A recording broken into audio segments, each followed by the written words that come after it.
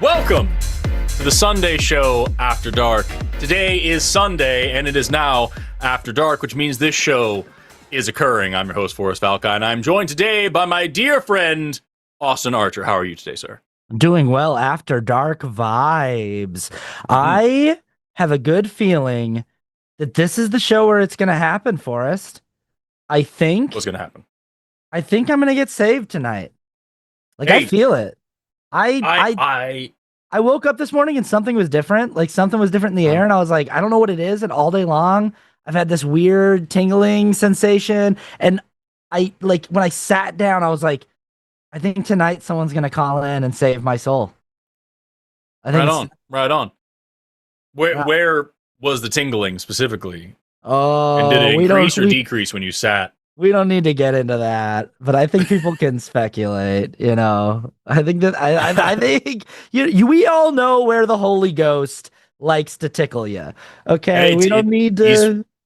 He's been calling himself the Holy Ghost the whole time. He just never specified which hole. And I think we all can understand what we're talking about with it. You said it, not me. Okay, I was gonna keep it classy, but it is in my holes, all of them, tingling in my holes about getting saved.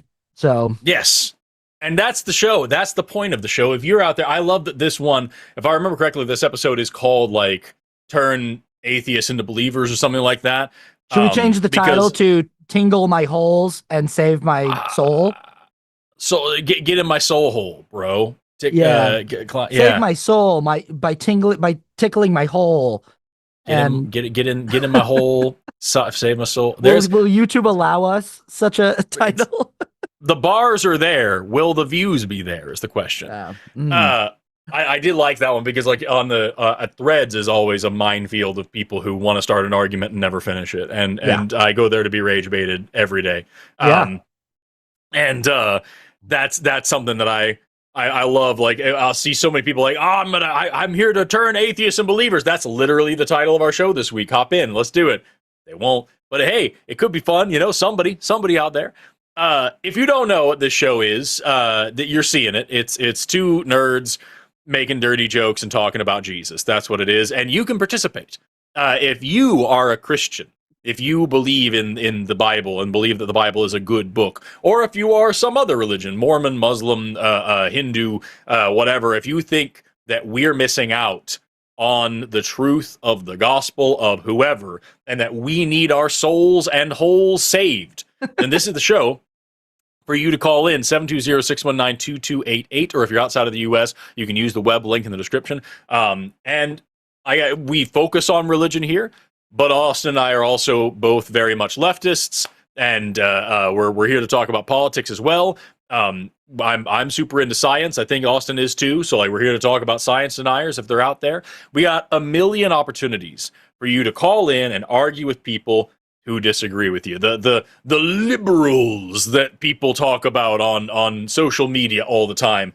Us woke lefties. I'm one of them.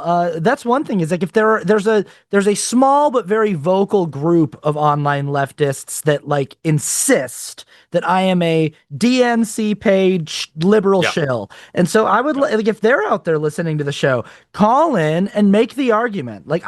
I would genuinely, I would be more interested in that conversation than someone trying to save my soul. But also I am interested in the saving my soul conversation. But I want to hear from these people okay, you're all up in my comments about what a cucked out lib shill I am. Give me the, other than just the name calling version of it, what's the substance behind it? Because as far as I'm aware, your boy doesn't like capitalism. I would like to replace capitalism with a system where ideally the people who produce capital, the labor force that produces capital owns the means of production for that. And I'm pretty sure that disqualifies me from being a liberal, but these people insist that no, I am That's a liberal. So no, that's what I'm saying. Like there's so many things out there. The people who live in our comment sections, yeah, because you and I, outside of being atheist debaters, we are also both professional TikTokers, and TikTok is a wild place, and like we both got plenty of people who are out for our blood and who want to tell people about how we're paid off by big Democrats, big liberalism, and big pharma, and big evolution, and big university, and big critical thinking. And like, if you want to call in and confront us, this is also your chance. I know you and I are both thinking of a few people right now. What's funny is I feel like so much of that came after Taylor Lorenz dropped her Wired article about the Chorus Group and about like people getting paid with dark money donors by the Chorus Group. But even those Chorus creators, I wasn't one of them. I wasn't named in the article, but a lot of people tagged me anyway. But even those people, it's like, I know those people, and like they're people who like the integrity of their platforms remains intact largely, and also it's like they weren't even getting paid that much. And I'm pretty sure that mainstream journalists like Taylor Lorenz make like orders of magnitude more than they do, like get paid a lot more than they do. And I just was like, I don't know. It's just, what frustrated me about it is even if the claim was true that there's this group that is paying creators who talk about a certain thing, like, for example, I get paid by TikTok, not just for putting content out, but I'm in a special extra bonus rewards program for making science content. If I talk about science on TikTok, I make extra money on TikTok. Oh, you shill. So, like, you scientific shill. Yes. And so like if there was some group that was like, hey, if you talk about politics, then we'll pay extra money. Number one, that's not unheard of. And number two, what bothers me about it is the amount of people who then took that to say, and that's why you won't talk about the genocide in Gaza. And they said that almost exclusively to people who are the most vocal about the genocide in Gaza. And it's like, hey, here's 30 of my videos where I do that. Whatever, Paige Schill, you won't do that. Anyway, here's the 3 more since the last time you commented this. Yeah, well, you're only doing that to cover your ass now because you didn't do it for 3 years. Here's 3 years worth of videos where I did. Like, oh my God. Like, that's what bothers me. It's like, even if there was any substance to these claims, even if it really mattered the way that article pretended that it mattered, where people took it is so unreasonably, ridiculously stupid that I don't know, man. I can't if I'm giving you the benefit of the doubt, you just didn't see any of the many, many, many videos I made about the genocide in Gaza. If I'm giving you the benefit of the doubt, you just didn't see them. And that's okay. But you not seeing something is not the same thing as that thing not existing. That's just, we gotta, be clear about that. And then on top of that, like this idea that like just identifying that someone is getting paid is a smoking gun is the stupid. I had to say in this video recently, I was like, hey guys, I'm going to blow your minds. Hassan Piker makes orders of magnitude more than I do. He's incredibly more wealthy than I am. He gets paid really well to do what he does. And that's not me calling into question the credibility of Hassan people get money. It's just, it's his job. He has to pay his bills. Like, it doesn't mean he's not an anti-capitalist, that he exists in capitalism and he has to pay bills, and he's got a team of people that he's got to pay, and No, that's what gets me about it. It's like I understand the grump, I understand the idea, but are you seriously going to sit here and pretend like all of your favorite influencers are? How do you think? Pick your most favorite super duper woke influencer. How do they have money? How do they afford rent and bills? Do you think that they might be shilling themselves out for like an hourly wage at a place until they get big enough on their preferred social media platform that they can just continue making those videos for a living and give you the content that you want? Like, a job would be, that's what it's like to have a job. what is I what are we arguing about here? And I The get um, that all the the time. I'm literally responding to a video. I'm working on a video right now at somebody. yeah. That's their whole argument. Like, well, if you denounced evolution and atheism and everything, I bet you would lose a lot of money on YouTube. It's like, brother, do you think preachers don't get paid? Yeah. Like what? The amount of times the argument is he's getting paid or they're getting paid, and it's only that. It's not paid by who, paid to do a specific thing, by who, how much. It's just he's getting paid. Just that, Yeah. even like Kevin O'Leary talking about like protesters to him making a data center in Utah 2.5 times the size Yes. of Manhattan, and saying they're paid protesters getting bussed in from somewhere he doesn't know where. But even if there were paid activists to oppose his data center, it doesn't devalidate or invalidate in any way what they're saying about like the actual metrics of what this data center is going to do ecologically to the state of Utah. Like, it doesn't matter if there are people who are professional political activists who go around to make sure there's awareness around stuff like this. Like, those people, that's a job that exists, and those people have a good job. They're doing good work. And it's like going into a fucking hospital and being like, hey, just so you know, all these people in here getting paid. They're all getting paid. Yeah. It's like paying money, hand over fist. All those things they're putting in your IV, money. So paid. anyway, call them when you break your leg. This is why I love hosting with you. Not only because you're a funny person, but also because I love bitching about being a social media content. Like, yes, I love complaining about us having our dream jobs for like 5 minutes for every show. It's great. We've got a great show for everybody tonight. We've already got calls lined up. We're already full up on atheists, and we've got looks like 2 theists as well, and we've got 4 people in the calling queue, 1 going through the screening room right now. So lines are already full, but we're gonna keep them open. We're gonna take a few calls. We're gonna move through these calls. So like if you're trying to get in now, just hang out. When you hear somebody hang up, that's your chance to call in. I'm looking at line number 4 over there, just because of the reason that seems obvious to me. Yeah, absolutely. Yeah, you cool with that? Yep. Cool. 100%. So let's start with Tom, who wants to talk about why Tom believes. And I have a specific question for Tom. Tom, you're on the line with Forrest and Austin. How you doing today? Hey, doing good. How are you? Hey Austin? there. Forrest. Dude, we are hanging Yeah, tough. It's the start of the show. We're doing pretty well. What's up? Just really quick before we get started, Tom, I just want to check with you really quick because we seem to have some confusion in the call screening. We have a little over 1,000 people watching right now. When those people refer to you in the chat and in the comments and everything, would you prefer those people refer to you as he, she, they, or something else? Just Tom. My name. I'm he. So It doesn't really so matter when to me. you want them all to say Tom said this and Tom said that, and then if they say he said this, that would be a problem for you. You would rather they just always say Tom. Why not? It doesn't really matter to me. I have no preference. Well, you put Zeus as your pronoun, which is not a pronoun, just to be clear. So I was curious to know, like, would you like people to refer to you as a he, she? Tom, are you I'm genuinely just okay saying. Tom, are you genuinely okay if I refer to you as she, her for the rest of the conversation, or would you prefer that I say he? Yeah, I don't really care. Whatever you feel like saying.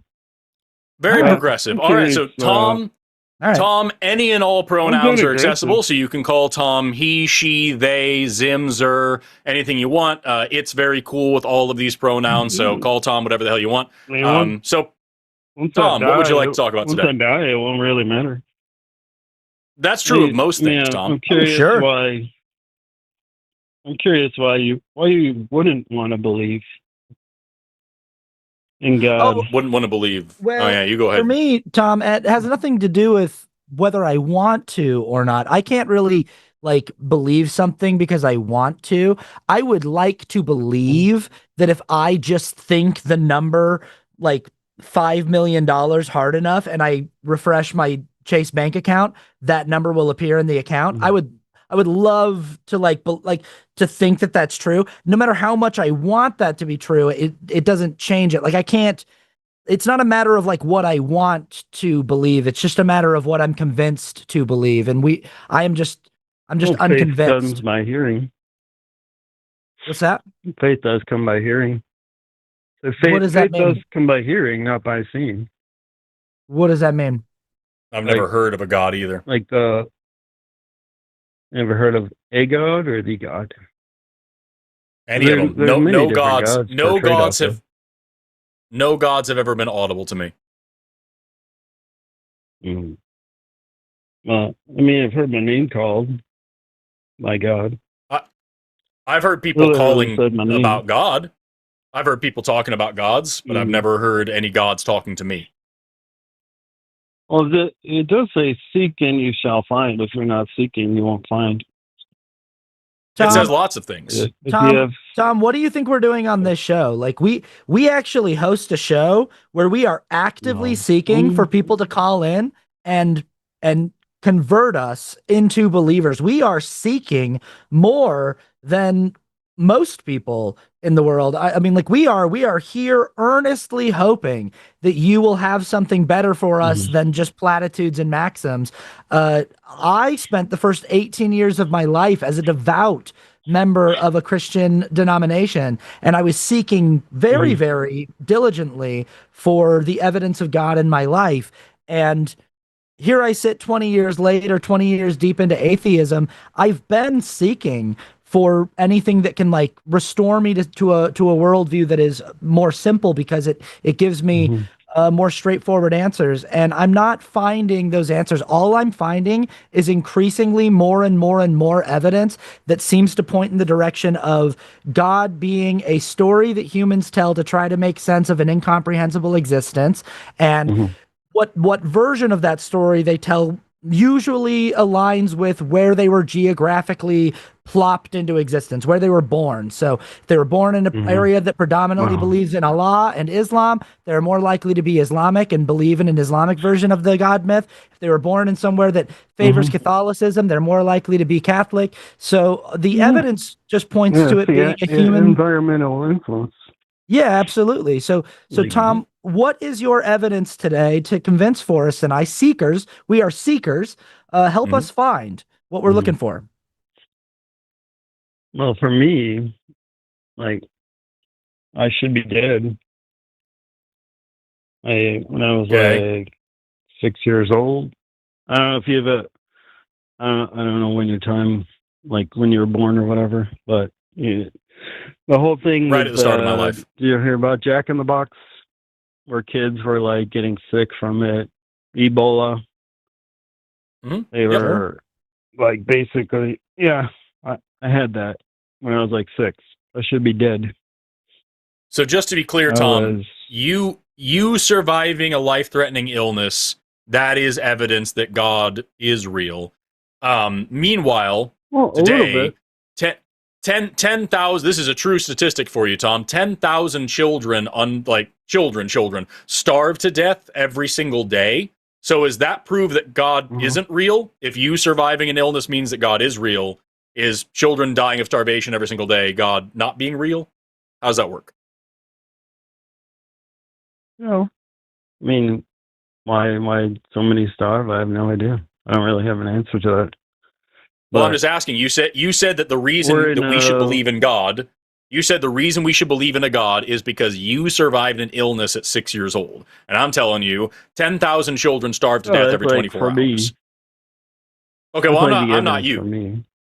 I'm not you, because at the end of the day, you could have.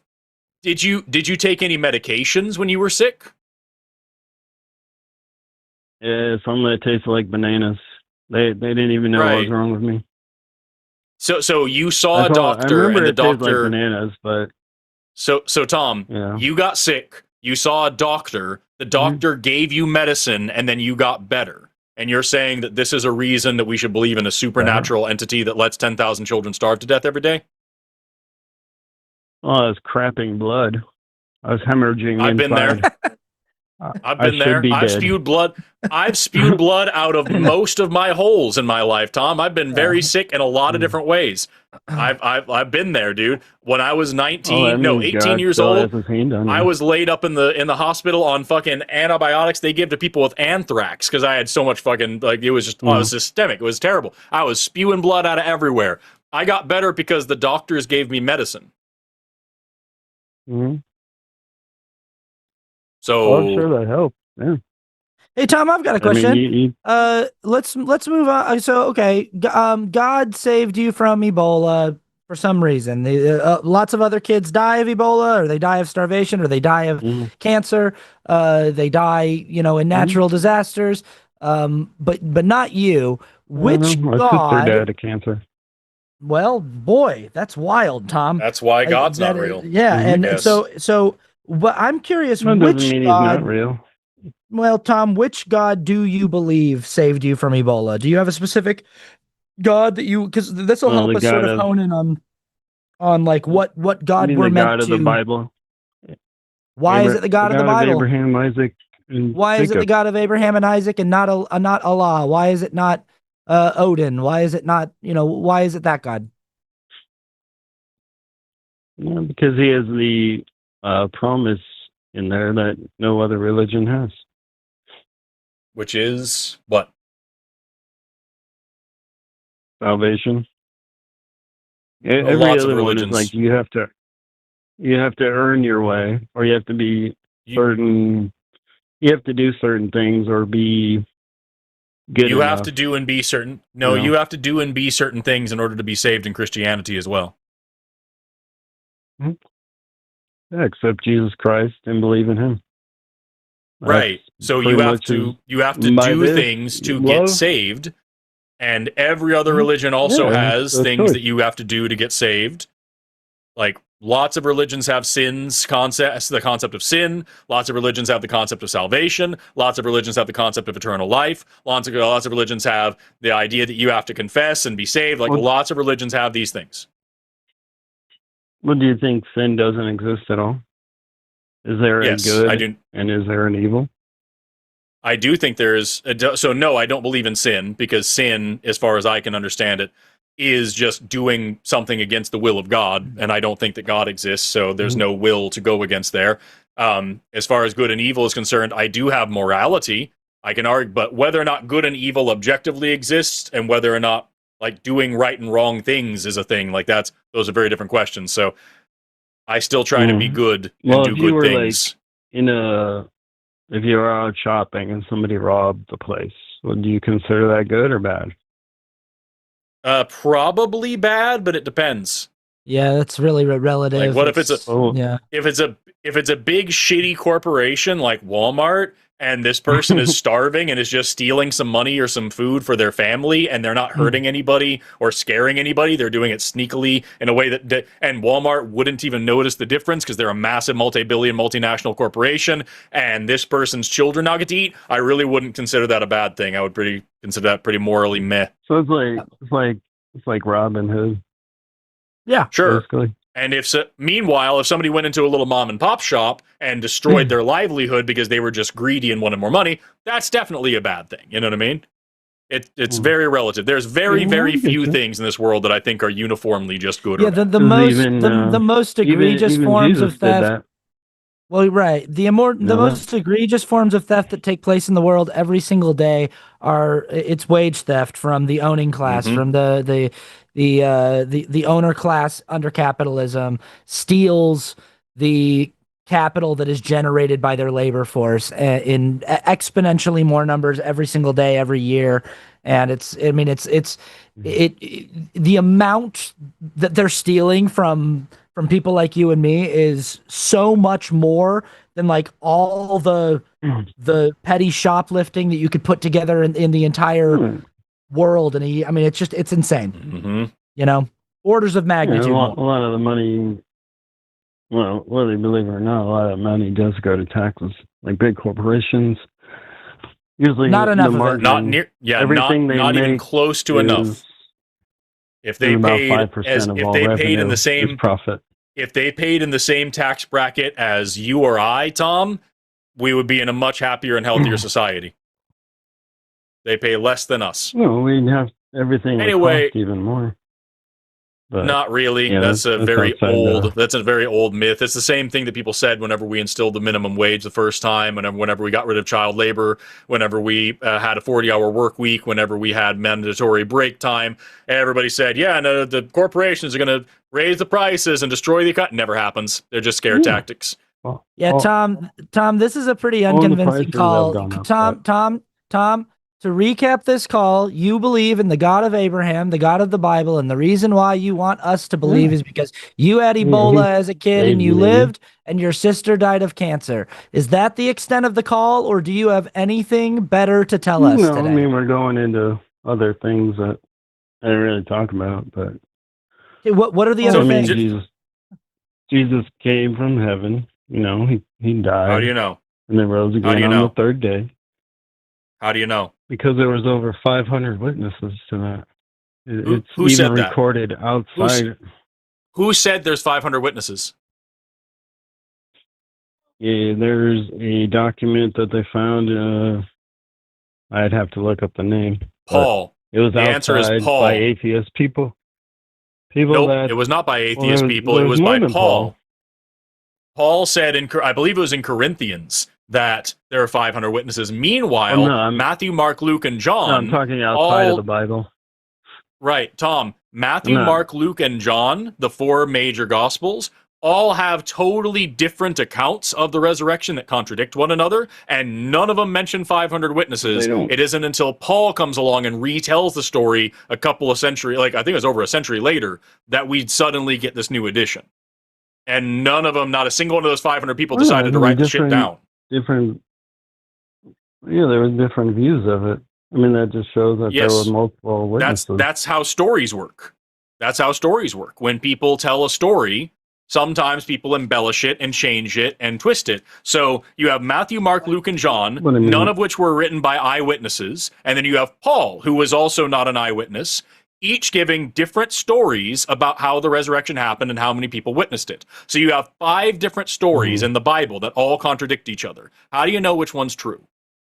Oh. They're all true. The Bible. How is that possible when they contradict each other? Which part contradicts? I mean, in Matthew, hey, Tom, it says, "Tom, do you have Ebola right now? Are you actively dying right now?" You praise Zarathustra. I'm making dinner.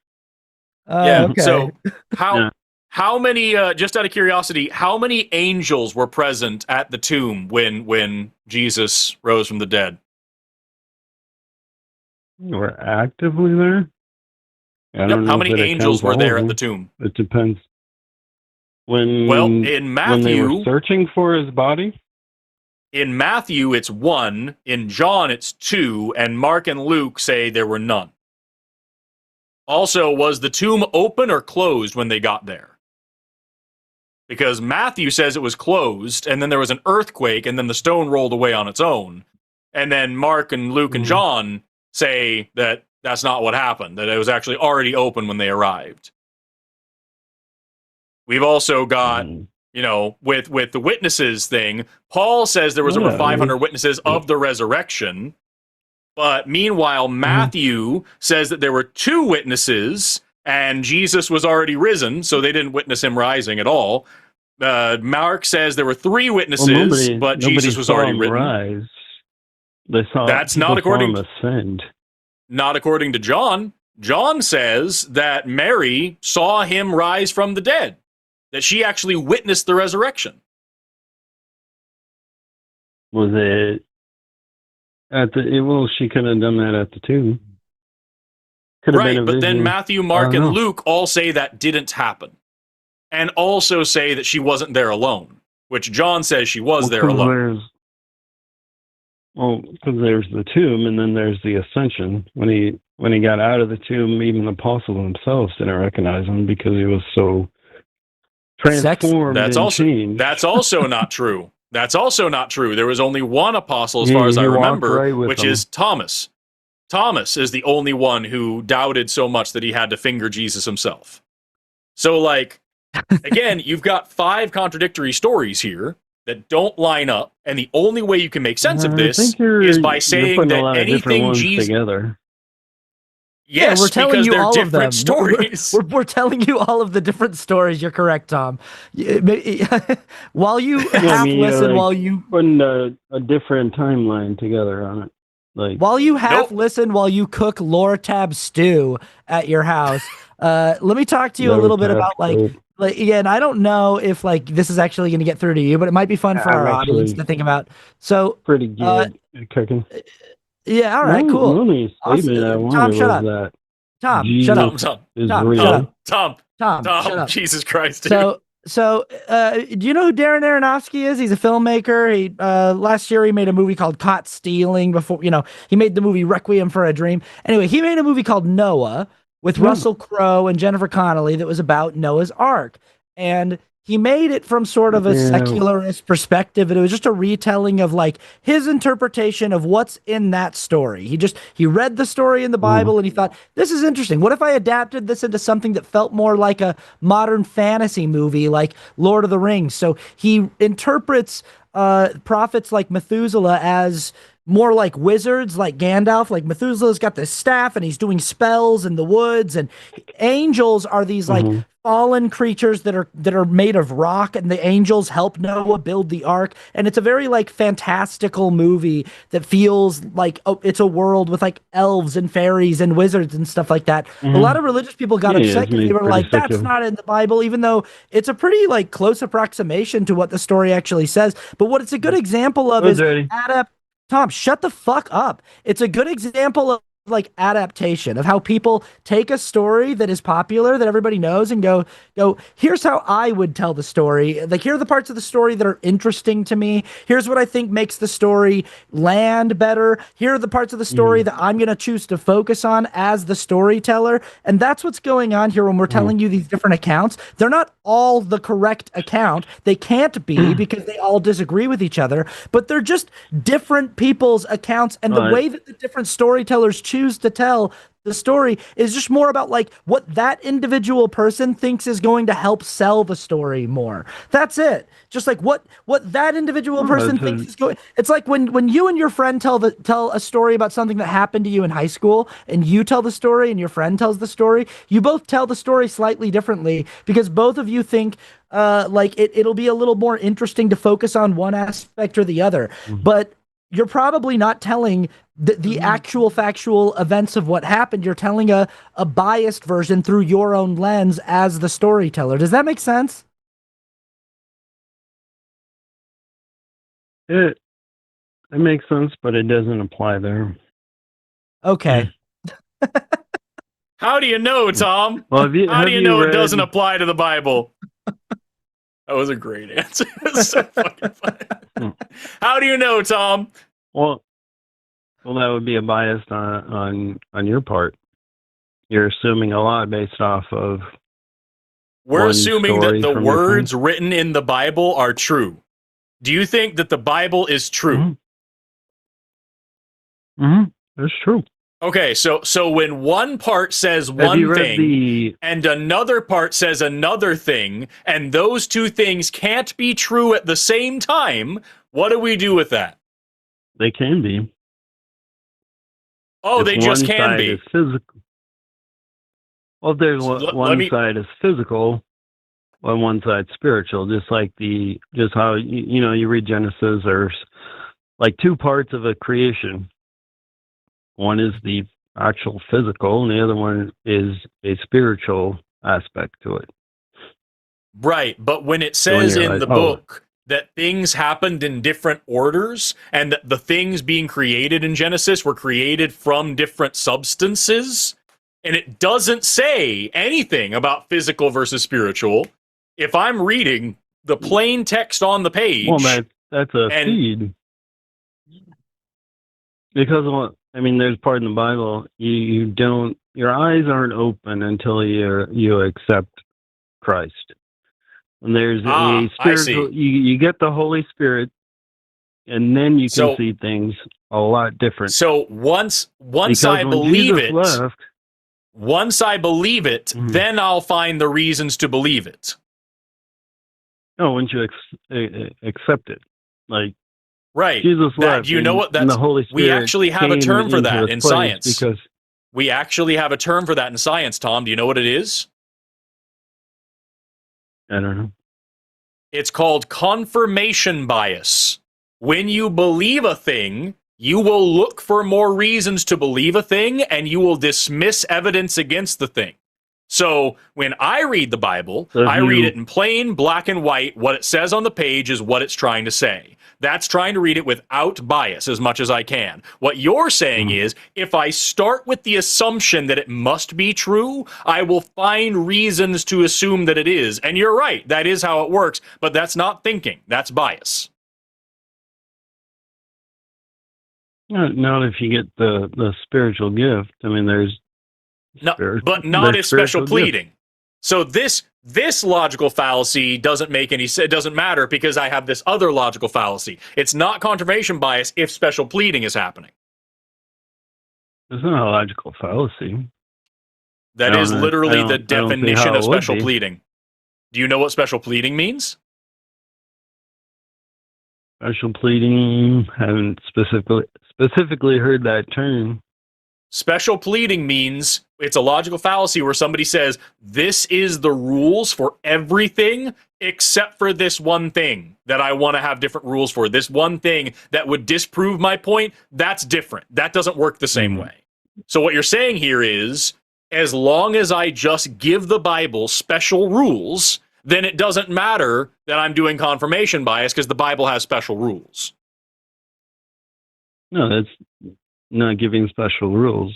It's living in spirit and in truth. Because you got the physical and the spiritual. But I have to already believe that before I'm able to give a good reason to believe that, which is confirmation bias. I guess. If this is true, and it's the most important message in the universe that deals with the fate of our eternal souls, it is. God should give us a reason to believe it before we already believe it. Otherwise, it's just really stupid. I didn't meet his son. I didn't meet his son, and I wouldn't have allowed that shit. 100,000 years of human civilization, and for like 30 years, there was a guy, apparently, that like a few people got to meet. And that was it? That was it? A few people I could meet. You're still looking at it as a physical place and time. God is actually outside of time. Science even backs that. Jesus then why do you have to send? Then why do you have to send his son at all, Tom? Why do you have to? Why do you even have to bother doing it? Because that's the whole point, Tom. Is God is outside of time. God can just show up in my room right now. He can just be here right now, and he can just tell me the things in the Bible are true. I pray that he does that for you. I'm praying right now with you, Tom. I'm praying right now with you that God shows up in my room right now and saves my soul. I want tonight to be the night. I really do. I am earnestly seeking. It would. You know, fucking awesome it would be if it happened right now, Tom. I'm being serious. I'm being serious. I want it so badly for everyone in our audience. Do you know how fucking awesome it would be right now if God showed up in my room and just it changed the world because all of these people witnessed it happen live on stream? We get like 30,000 viewers a week on this show. You would save a ton of souls if anybody could give us a damn good reason to believe in a thing. And here's the thing, honestly. I have said several times I wouldn't worship the God of the Bible even if it was real, but at least we'd all know it was fucking real. At least we'd have that hurdle covered. You know what I mean? Yeah. Like, yeah. I mean, because in John, your show in John, it would be great, dude. We would make so much more money. We would make so much more money if we were Christians, dude. Don't even fucking play. I don't care about the show. Like God showing up and just confirming God's existence to the world. In my mind, is like if I went out tomorrow and there was just like a fleet of intergalactic space vessels of like an alien species in the sky announcing themselves to humanity, and everybody was looking at it. In my mind, it would just be like, okay, cool. Nobody needs to go to work today. Nothing matters. Like making money doesn't matter. The only thing that matters is like dealing with this. Like we all just have to like figure out how to deal with the atheists now. And if God showed up and just talked to us, I wouldn't be like, oh no, the line is like, we can't do our atheist show anymore. It would fundamentally change the way that we function as a society and as a species. So I would just be like, okay, we got to deal with the whole new framework. But that isn't going to happen, Tom. It's not going to happen today. It's not going to happen any day. It's not going to happen any time before you and I there's still time. It's not going to happen, bud. Well, you're talking about the flood story, like the movie made secular. Yeah, I didn't really care. Somebody made a movie secular. Okay. You didn't get the point of the story, Tom. I was talking about how people adapt storytelling over time, how people tell stories in their own words, and they select things that they want to focus on. No, I get it. Priests and pastors do that. I was going with it. But if you read it, there's a very small part which I was actually never taught. I mean, got to read it yourself to actually learn, because there's a lot of false teachers out there that are trying to make confusion and, lead people astray, but they're going to have their time because they're going to be judged a lot harshly than others. Jesus Christ. But at the end of their judgment is, but not you though, right, Tom? You got it right. Teachers you got it right, Tom? I'm not perfect. I know, but you're not perfect. I get it. But you got it right. Like, you got the right interpretation of the only thing that I have. You got it right. The only thing I have right is that Jesus came from heaven, died on the cross for me, and rose again. God raised him from the dead on the third day. And that's enough. And again, how do you know? Well, I have been in the very presence of God. If I saw God, I would have died. Like, if I saw him face to face, I would. How do you know? I would be dead. How do you know? Because I've seen people healed right in front of me. So have so many other people of other contradictory religions. And also medicine exists. I knew the guy. I knew them personally. Cool. That doesn't change anything. Really, it's a miracle. How do you know it's a miracle? Of God, where like you just keep saying things, Tom. You just keep saying stuff that every other religious person says. His bones literally move back into place, like right in front of us. That's so unbelievably neat, dude. Unfortunately, the plural of anecdote is not data. So if you have something cool that happened, why is it that when we actually run scientific tests on this stuff, when we actually do experiments on this stuff, it doesn't happen? Why is it that when we test prayer in a laboratory, it comes up short every time, and it actually makes worse outcomes? What's going on with that? It depends on who's praying, I guess. Christians. It's Christians doing it. It was Christian prayer. Sometimes you do get worse outcomes. Tom, what I was trying to say. Tom, what I was trying to say when I was like, you've got it right, though, is you were talking about false teachers. You were talking about how there's all these people who claim to believe in God and claim to understand the Bible, but we've got to beware of these false teachers, and those false teachers are going to get their day. And I was just saying, like, I was just trying to get you to grasp the immense arrogance and audacity for you to believe that other people who claim to believe in God as you do, claim to believe in the Abrahamic God of the Bible, there are false teachers who are going to be held to account for teaching falsehoods about the Bible, but you don't think you're one of them. And it's so wild that you can't see that. I'm not a teacher or a preacher. That's oh my God. Follower. You're doing it right, Tom. You're preaching to us right now. Literally, I was gonna say, like, it sounds like you actually physically tried to move your body out of the way of the point that Austin just made. Because like he was just saying, every religious person, every Christian of your same denomination has their own version of this and has their own way of seeing this thing, and you are coming along saying you are the one who knows the actual truth. I promise you, Tom, I've got like at least 2 or 3 other Christians waiting on the line right now. I promise you, I can make a prophecy right now. At least 2 of the people waiting on the line are a different flavor of Christian than you that think you're doing it wrong and are going to give us a different version of Christianity. It's arrogant for Yep. you to There's pretend like you are the only the one who Church of has the Christ. right answer here. No, the only right answer is God. Jesus. He's the only, like, even Jesus himself said, no one is good but the Father. No one is good but God. Like, he subjected himself That's to not the point that we've humanity. made. That's again not All the right, point that we you made. just I don't know. you're just jumping to a different thing, You but don't it's like, really okay, let cool. me finish what I'm saying ever. But Well, You because you never didn't. You didn't respond. address. I watch your You never show. You didn't respond. address. You never respond to anything that we say. You just jump onto the next sermon. I do. How does Jesus saying that nobody's good except the Father, how does that get you to confront the point that Austin and I both just made, that you are claiming absolute certainty of a kind of Christianity that many other parts of Christianity, many other types of Christianity wouldn't accept and would say is not correct and is not actually how God works? Well, it just goes to a simple point. Jesus Christ. Whether you have different faiths or beliefs or whatever. No, Tom, you just said that there are false teachers. There are people who claim Jesus Christ who are false teachers who are going to be held to account. So it's not that simple. No, Tom, you can't just say it's as simple as Jesus Christ. Whoever you are, as long as you accept Jesus Christ as your Savior, you're good. No, sir. You just said that there are false teachers under the banner of claiming to be believers and disciples of Christ.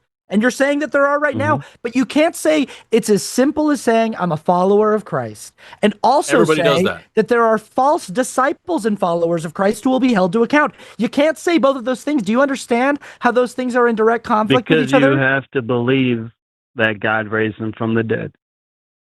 There are you can only claim that, oh my God, and believe that.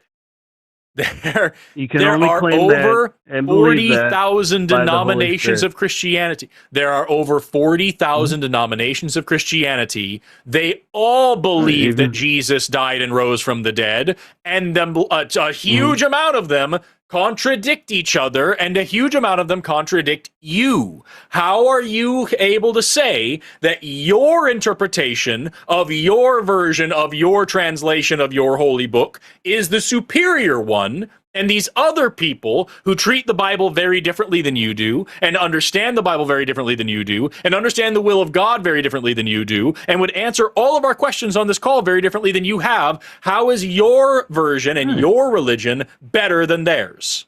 How do you know you're right when all these other Christians say different shit? Because Jesus died for me. Okay. That's how I know. They all think Jesus died for them, Tom. Last time I'm going to ask you. They all think Jesus died for them. They all think Jesus rose from the dead. They all believe different versions of the Bible than you do. How do you know that you are the right one and you have the right religion? And if you say it's because Jesus died for you, I'm dropping the call.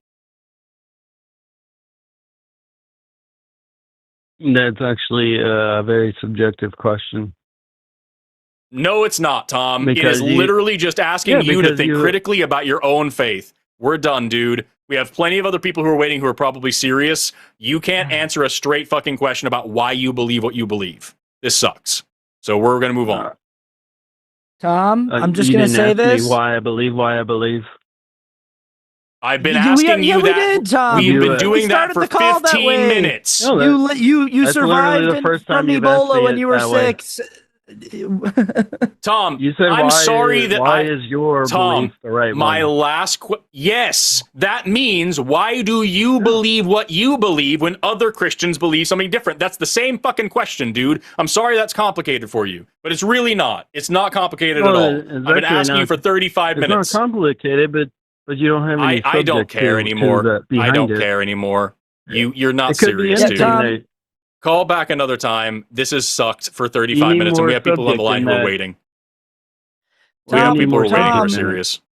Tom, you need just like Jesus Christ, the Son of God, is the one who saved. Fuck your Jesus. Fuck your Jesus, dude. Nobody's interested. Do you have anything you want to say to Tom? I've got him on mute. No. Yeah. Dumb. Call back when you're serious, dude. This sucked. Yep. Did you just Hey, kick we me lost, out of Call-In Studio? Oh I shit. probably did. Yeah, I'll do it again. You don't quit fucking around. Was that me? I might have done that. Sorry. You are connected as the host. Did we both click to drop him? Welcome. I think we host. did. You are now So in the that host might have been what room happened. and can manage My your bad. callers Yeah, from the call. the problem is that Luxander has this really stupid system where they put the drop the host button right next to the drop the caller button, and that's 100% their decision that they made.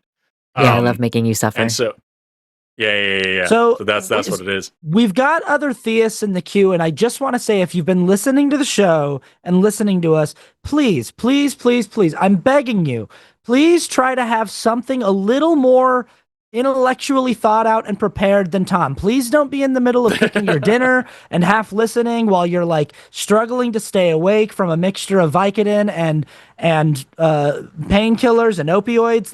Like, please. If you're calling in, there's one person that wants to talk about the philosophical reasons to believe in God. Like, give us something to chew on here that's not just like, well, I know God exists because God exists. I know that Jesus is Jesus because Jesus. Because if it's Jesus, then Jesus. Like, I'm not joking. I am genuinely not joking when I say I want you to prove me wrong. I want you to change my life tonight. I mean it. Please do it. Let's talk to. So we've got a couple here. You were talking about the philosophical reason for God's existence. That's one call. We have another person who is calling in to talk about the Bible being inerrant. We have another person who's calling in to say that God does exist. We're confused and all these things. We have some people calling about the evolution. It looks like we have a bunch of different people. So if you know, we'll get to all of you. Just hang tight. But like Austin said, please, oh my glob, please have something more. Do you have one in particular that you want to do? Because I want to just call out that one person and have them feel like they're next right this second. I mean, I was looking at that the philosophical one, but I'm also like, if there's something that really speaks to you, then feel free. Good. Let's do that one first. Let's do it. That one's also been waiting for a long time. Yeah. So let's talk to is it Malik? Who's a theist who wants to talk about philosophical reason for God's existence. Malik, you're on the line with Forrest and Austin. How are you doing today? Good. How about you? Can you guys hear me first? Yes, yeah. Yes, again. Sound great. Okay, cool. I'm wearing a headset. I don't know if it worked or not, but anyways, to be honest, that whole conversation, even as a theist, was very hard to listen to. I'm sorry. Yeah, you know what's so funny is Forrest made that prediction. He told Tom, he said, I'm willing to bet that one of these other theists that's waiting to call in will say that you, Tom, practice Christianity or theism in a way, you know, like basically you just fulfilled Forrest's prophecy right off the bat. But praise me, because I am a prophet. Yeah.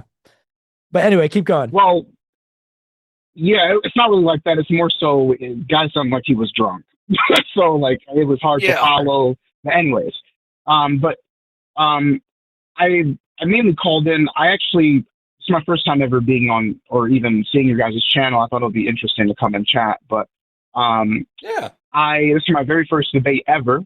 And I was just like to talk about, I guess, or give you guys some form, I wouldn't say proof, but I guess you could say some form of argument for, I believe that philosophically it just makes more sense that God does exist rather than he doesn't exist. So first I would like to ask. That sounds like fun. Yeah, thanks. First I would like to ask you guys, what is your, I guess you could say, idea as to why he doesn't exist? I guess. I can say for myself, and Forrest can answer, but my answer is pretty simple. It's just I remain unconvinced to adopt a belief in any kind of anthropomorphic interventionalist God due to a gross lack of any kind of compelling evidence. So I just am just unconvinced to adopt the belief, and the reason why I'm unconvinced is the staggering lack of evidence, and all evidence around God myths seem to point pretty definitively to it being a man-made invention to help us try to make sense of a often confusing experience of being conscious. Yeah, I would say something very similar. It really depends on what God you're talking about. If we're just talking about gods in general, then I would say that's pretty much the long and short of it. If we're talking about specific gods, like the Christian God, for example, then we can actually add more too and say, like, there's no good reason to believe this does exist. There is good reason to believe this doesn't exist. There's, contradictory evidence against it. And also, all the gods on offer to me so far, all the gods that have been presented to me, are either useless or evil. And so there's no real reason to care about any of it at all. Yeah, those are good addendums. I also agree with everything Forrest just said. Okay. So first, I hear you guys say a lot of morally loaded claims, which I think is intrinsic to humans. I think that's just a part of who we are. We want to think some form of morality. But I will say that I used to be atheist. I became a Christian 4 years ago because of this moral argument I've been having or this moral issue I've been having where I felt as an atheist that when I'm trying to make moral claims, I have no substance, or I felt I had no tangible idea as to why I felt strongly about what morally I felt. For example, let's say, I don't know, I don't know what flies on YouTube, but for example, let's say the Nazis and what they did in Germany and et cetera, and then I would hear a lot of people in my space, which are also atheists, would say, well, morality is completely subjective due to the fact that most of our morality comes from our societies or our family or, et cetera. Me personally, I'm sorry, repeat that, I didn't hear you. I didn't realize you were still speaking. I apologize. I didn't mean to interrupt you. I was just throwing in there that, like, it doesn't have to be that way. Would it be cool if I addressed what you just said, or did you have a little bit more you wanted to add on? I just wanted to add a little bit more. Please, by all means, and then I'll catch up. All right, thanks. So my idea was that, like I said, I had no moral backing for why I felt it was wrong or what is ultimately evil or what is ultimately good. Because if I live in a society that tells me, I don't know what, like we live in America was, I could say I'm a black male, was founded on racism. In our society, that was a thing that we perpetuated onto people. And that was a part of our, I guess you could say, culture to an extent. And that's what we did. So in my heart of hearts, I can't necessarily say as an atheist that it is ultimately bad to be racist towards blacks or discriminated against them, because I guess you just fall down the line of, who has ultimate power and who is less powerful. And that's how society typically, from what I've seen historically, operates based on what's good and what's bad in the atheistic idea, I guess you could say. But yeah. Do you mind if I jump in here for a second, Austin, and just kind of go through? Yeah. So, Malik, you said a few things there that were wild, and I want to try to, tick through the boxes here. First of all, you talked about morality being subjective. Let me actually just really quickly just take a note here so I don't miss anything. Oh, fuck, no. Sorry, I'm opening a thing. Okay, I'm trying to open a Word document so I can write this down. You said a couple of things about Nazis. You said a thing about subjective morality. You said some stuff about atheist and racism. And I'm going to hit those 3 points. Slavery. And slavery, yes. Yep. Slavery was another one. So those are the 4 big ones that I'm just going to kind of touch on over here, starting with what we're talking about, subjective morality. So when we look at like what morality actually is and how it works, right? What you're presenting me here is almost certainly also a subjective morality. All morality is subjective, period. I am a nihilist, and I do think that morals don't actually exist. These are things that humans construct. There is no such thing as right or wrong on a planet where there is no living thing. But here, where we have sentient, conscious beings that can experience suffering and joy, that's where we now get the concept of morals and fairness and all these different things. If you want to say that morality is objective, there's really only one way you can do that as far as I can estimate. And that is to say that morality is something that exists external to and higher than your God. Because if you're saying that God is the arbiter of morality, then morality is still subjective. Morality is just this God's will and this God's preferences. And as we read in the Bible, it changes a lot. God says that things are wrong and that those same things are right, and says that a lot of things are right that we consider wrong today, citing God for it. So God's morals are all over the place in the Bible, and even in reality, we can say that if this God is the one dictating it, that's subjectivity. The only way we can get out of that is to say that God is also beholden to some higher moral standard, which means he's not all powerful. He is all good by necessity because he is unable to withstand or resist being this extra kind of morality that he himself is a slave to. When we talk about humanity, however, we're able to actually reason out our morals. We're able to come up with something better. And we do this in a couple of ways. When we look at the development of morality in people, the lowest level of morality is just might makes right, which is what we get with the Bible, especially the entire lesson of the book of Job. God said, do it. Here's the carrot of heaven and the stick of hell. The person in charge says, jump, you fucking jump. That's what morality is. The entire concept of the Genesis story is that. Adam and Eve weren't punished for being immoral. They were punished for being disobedient. What they did when they literally did not know what good and evil even was. So the whole message of morality from the Christian framework is might makes right. God's the one in charge. Whatever he says goes, and that is the definition of divine command theory. It's not that there is a higher objective morality. God said it, so it's moral. And if he says something different, then that's moral. That's what we see over and over again. Higher level moral thinking comes in when you get to grow up and you start to look a little bit at the world around you, and you start to think, okay, my society's doing this. I don't want to be ostracized. I don't want to be thrown in jail. I want to get along with people. I don't want to be treated badly, so I'm going to treat people well. That's a little bit higher level moral thinking. And when you get to like the really higher echelons, the peak of moral thinking is when you can actually reason out your own morals and come up with universal principles that you can apply across the board while still maybe understanding some nuance in there. When you are coming up with your own standards and applying them in ways to build the kind of world that you want to live in, either altruistically or selfishly, doesn't matter. This framework that you're presenting us here, of a religious framework, doesn't accomplish that. And the further proof of that is what you brought up when you talked about Nazis and racism and slavery. Nazis and slavers in this, Christian in America, at least we can say, were Christians.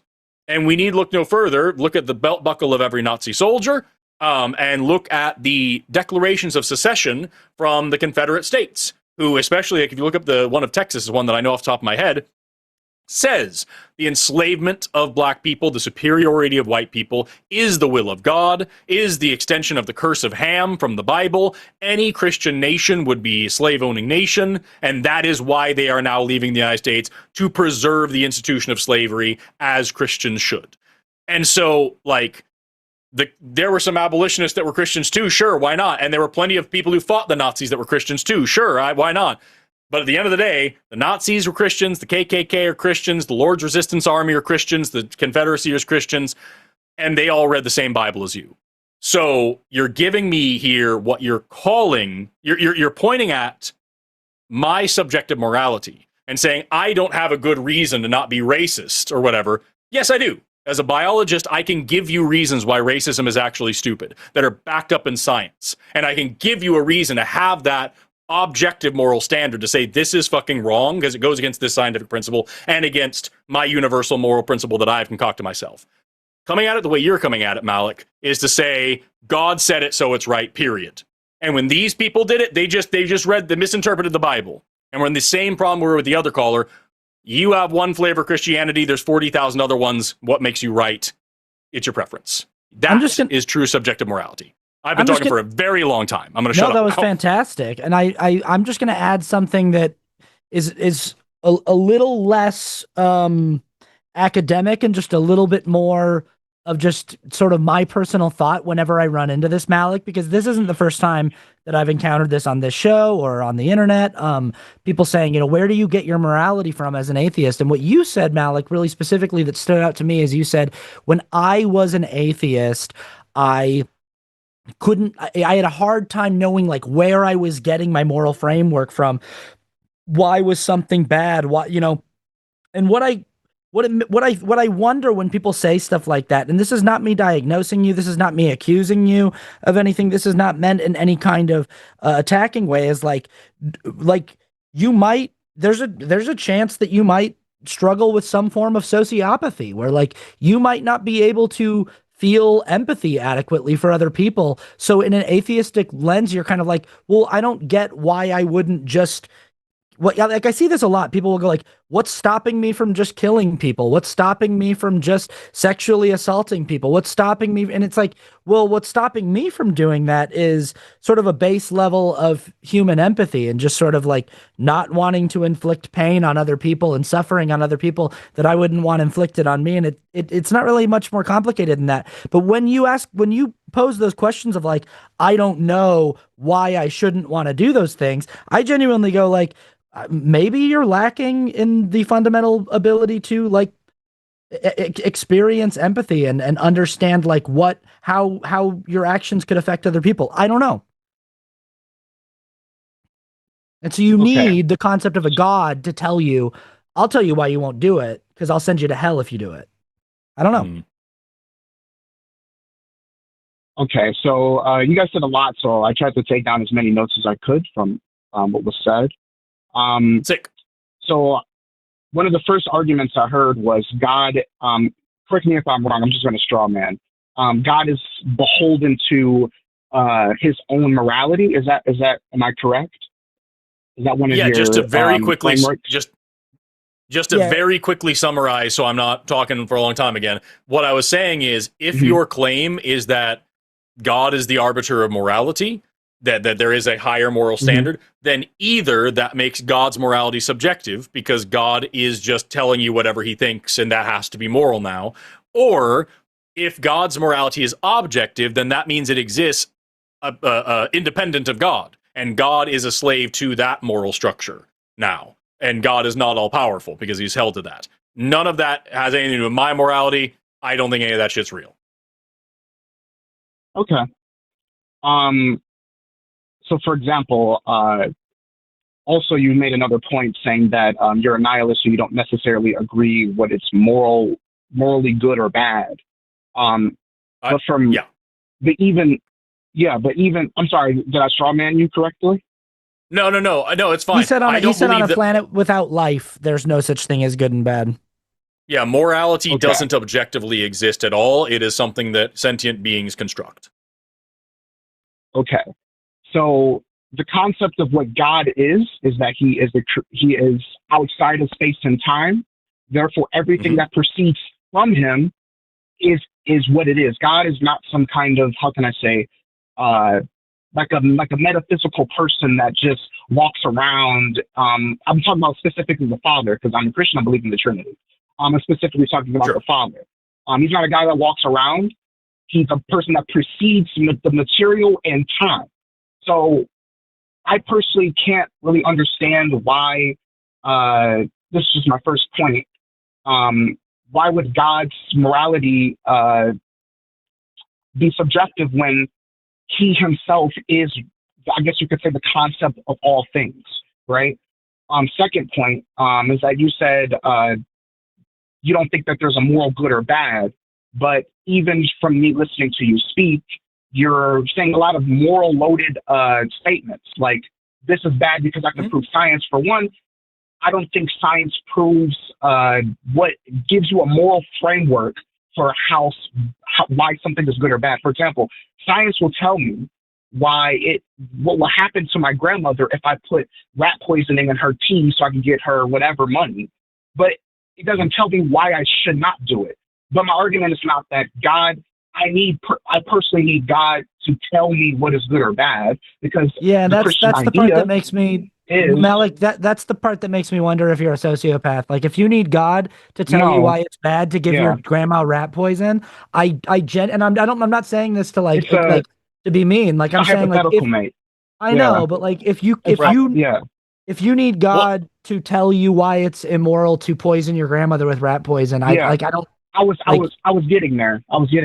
Yeah. All right. So what I'm saying, I will clarify that later on, because I think I think that you may have misunderstood what I was getting at with that, and I'm happy to clarify it now, or if you'd like me to do it at the end, I can. Your choice. Let me just finish what I was saying first. Sure. So what I'm saying is that science doesn't tell me that, and also I'm a Christian, so I don't necessarily. Christians, for example, I'm Orthodox. We don't believe that God tells us what to do. We believe that if you read the Bible, it says it is written in our hearts.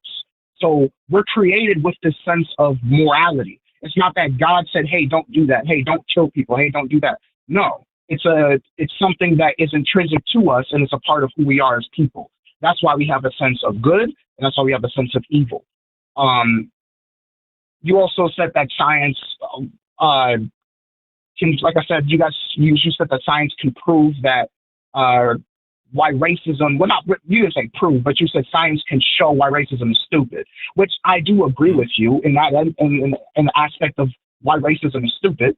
But in this argument, or in this, I guess you say this framework, it doesn't really line up because science doesn't explain morality. It just explains what will happen. It's an observation of phenomena.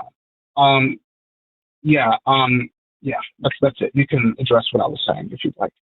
So exactly. No, like science will explain that if you give your grandma rat poison, she's going to be in extreme pain, and she's going to suffer and maybe die in a really horrific way, and then the people who love her are going to be sad, and they're going to experience emotional pain that was caused by you unnecessarily. So that's a scientific explanation of what will happen. You're saying it doesn't then tell you why that's bad, but that's where I'm just kind of like, do you need someone to quantify at that point what's bad about that? Like, to me, it's like you should just get that. No. Like, I don't think it should need to be spelled out for you by some magic book or by a concept of a supernatural being.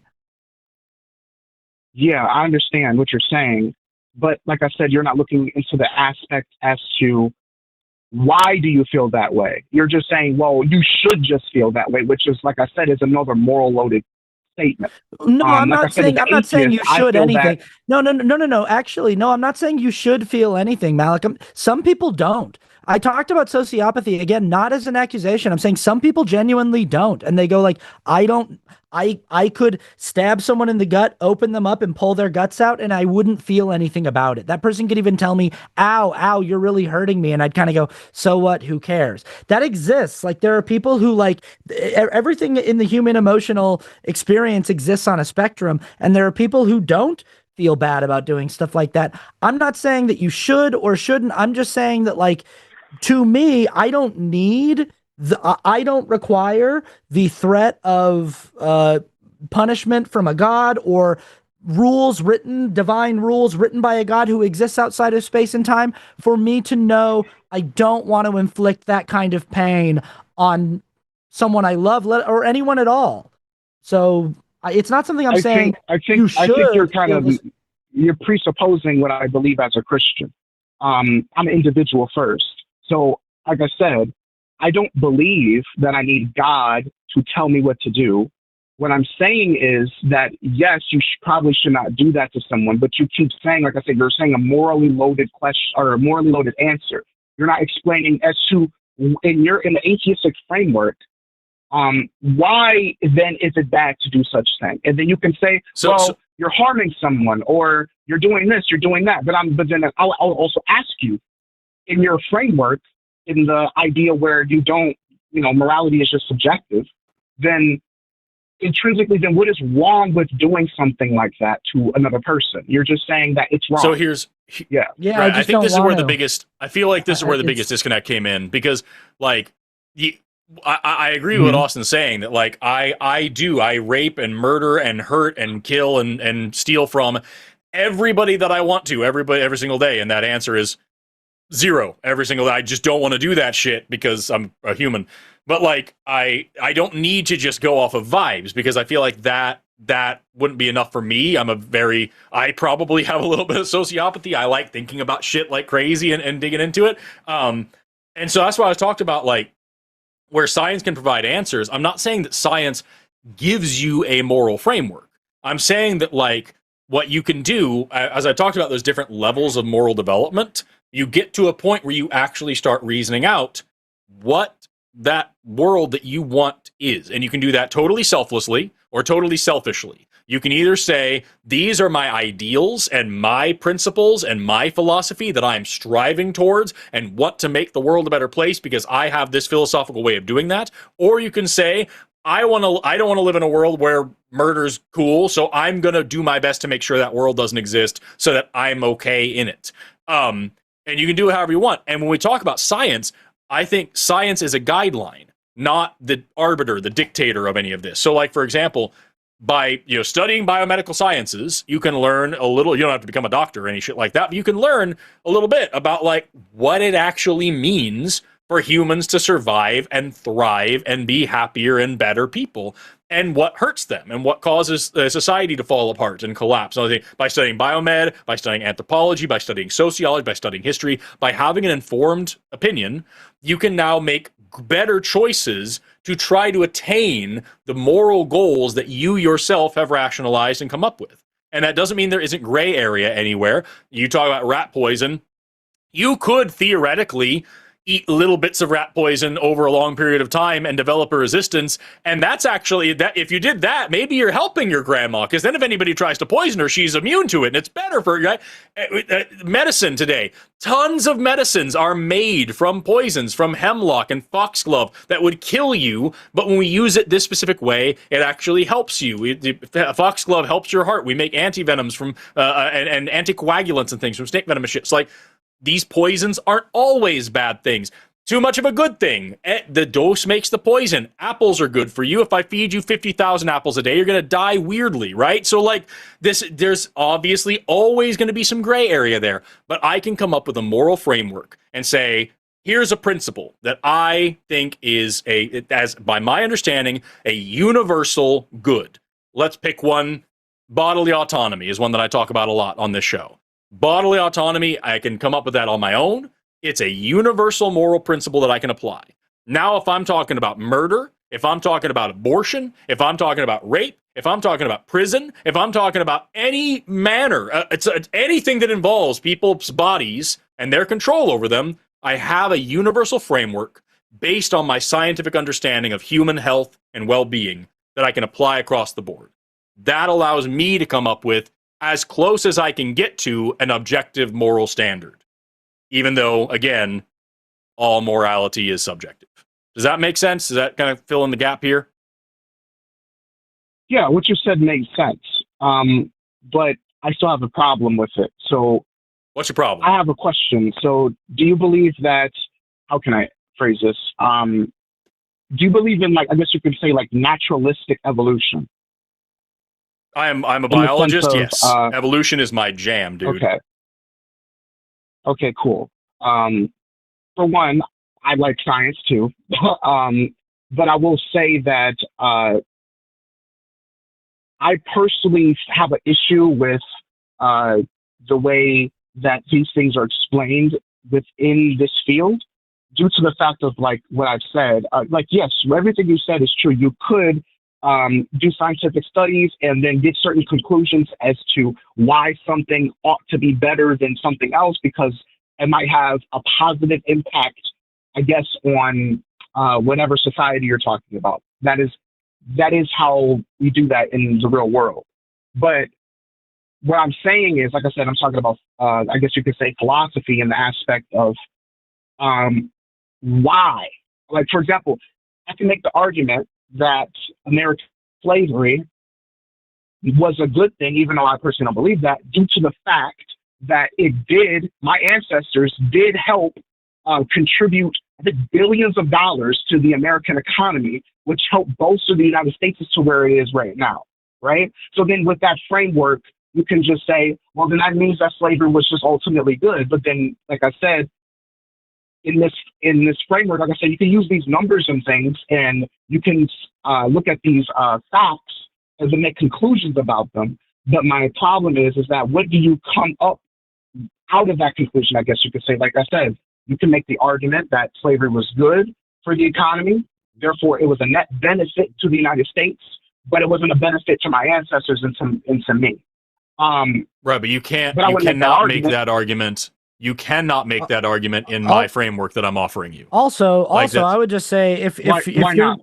also, Malik, I would just say if your whole thing is like we can't figure out how to objectively state that slavery is bad, but religion, and you claim to be a Christian earlier, but Christianity can. Slavery was done under the banner of Christianity. Like you're saying, like, oh, only through Christianity can we understand that slavery was bad. Slavery was done because it was condoned in the Bible. Right. The God, like, it's just there's context. The Bible is there's context the behind Bible, that, but then also not anything. There is not context there is not context that makes it any better. The God of the Bible is pro-slavery. The Bible is a pro-slavery book front to back. And I don't agree with that, but this is we can go through the scriptures if you like, Malik. You can go through the scriptures where God specifically gives different rules for Hebrew slaves and non-Hebrew slaves. He gives you a trick that you can do on the Hebrew slaves, where the Hebrew slaves have to be let go after a certain amount of time, but their wife and children are your slaves forever, and if they want to stay with them, they have to be too. It talks about slaves from other nations being your property that you can pass down to your children. It tells you where to buy them. It tells you how to beat them. It tells you over and over that they are your property. And that is exactly, as Austin said, that is why slavery in this country was done by Christians, and the Confederate States of America was a Christian nation who said out loud, this is what God wants and this is why we're doing it. So, like, I can give you what I'm talking about from my framework is that I cannot make that consequentialist justification that you were offering a second ago to say, well, slavery was a net positive for this and this and this reason. That goes against my foundational, universal moral principles of things like, again, bodily autonomy is a great one, and, you know, human equality is another one. These are things that I have scientific reasons to base myself in, and I have reasoned out myself. Nobody told me you have to think this way.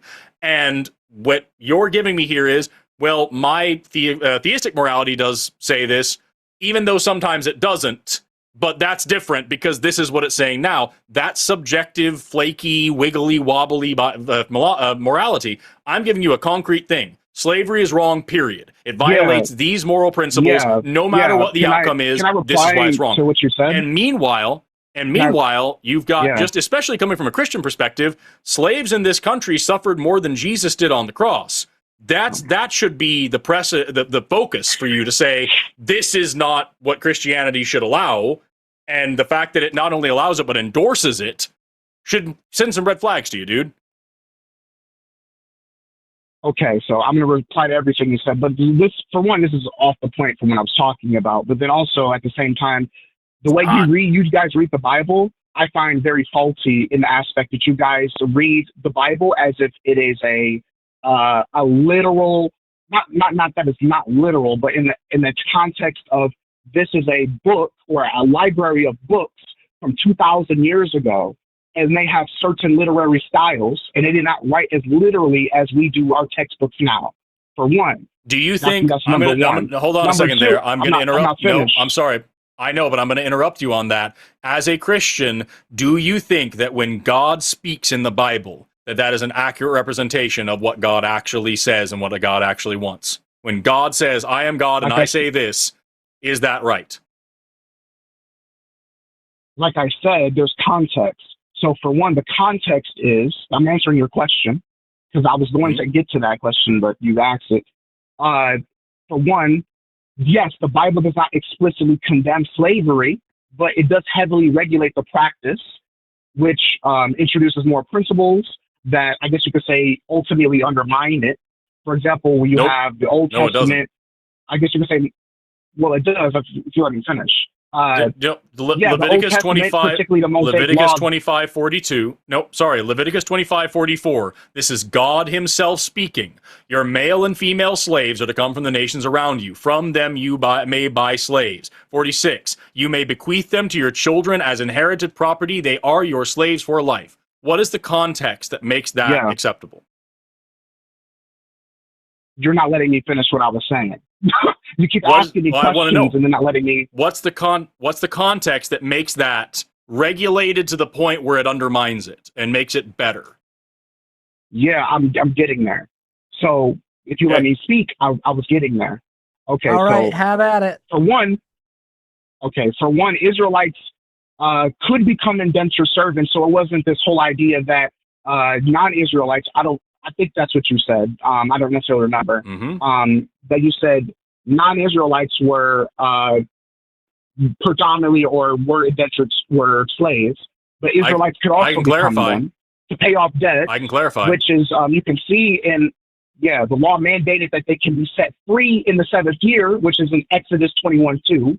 And given provisions in Deuteronomy 15:13 to verse 14. And what happens to their wife and children? Is that what happens to their wife and children?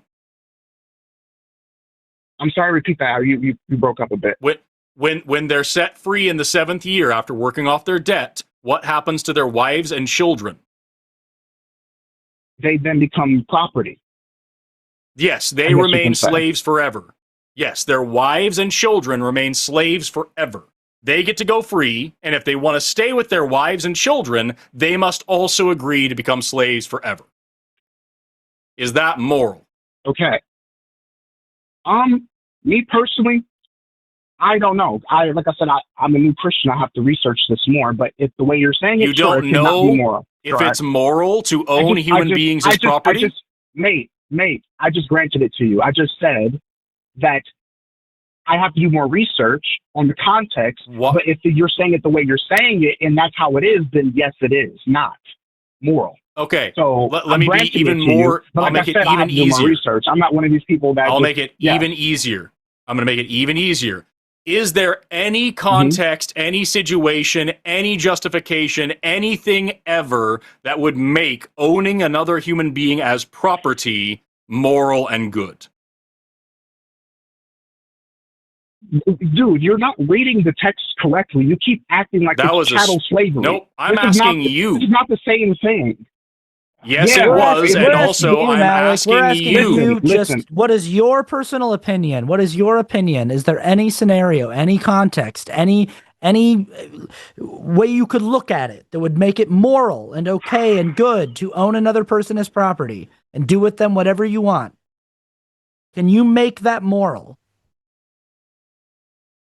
Okay, if you guys will let me talk, I will answer your question. That's a very simple question. You guys yes or no? But no, it's not, because, like I said, you guys are leaving out a bunch of context. This Bible or these texts are thousands of years old. Context exists. Malik, the question is there any Malik, the question is there any context in which it's okay? And so we're asking you to inject any context you could possibly think of. We're not leaving out the context. We're saying, give us the context. If you believe there is a context, it does sound like what you're saying is you do believe there are contexts where owning people as property is moral and is okay. What we're asking for is give us those contexts. I actually got one for you, and it's actually in the Bible. Okay. Okay, for one, when there's prisoners of war, right, instead of giving them back to the enemies for them to be murdered, what would some of the Israelites do? They would keep them as indentured servants, or I guess you could say slaves, because they didn't have a word for indentured servants back then. That's a new term, but the concept is there. They would keep them as slaves. They'll work off their debts, or they'll become slaves forever because they're their enemies, instead of leaving them out to get murdered by the other Israelites. I personally think moral? That's better to keep prisoners of war as indentured servants so they don't get murdered by other people. Is that moral? I think that could be a good thing. You don't think that's moral to keep people from getting murdered after you just had a war with them? No, Malik. If you take someone as a prisoner of war, you do not get to make them a slave. I don't think that's moral at all. And I think the fact that you're willing to bend... killed then?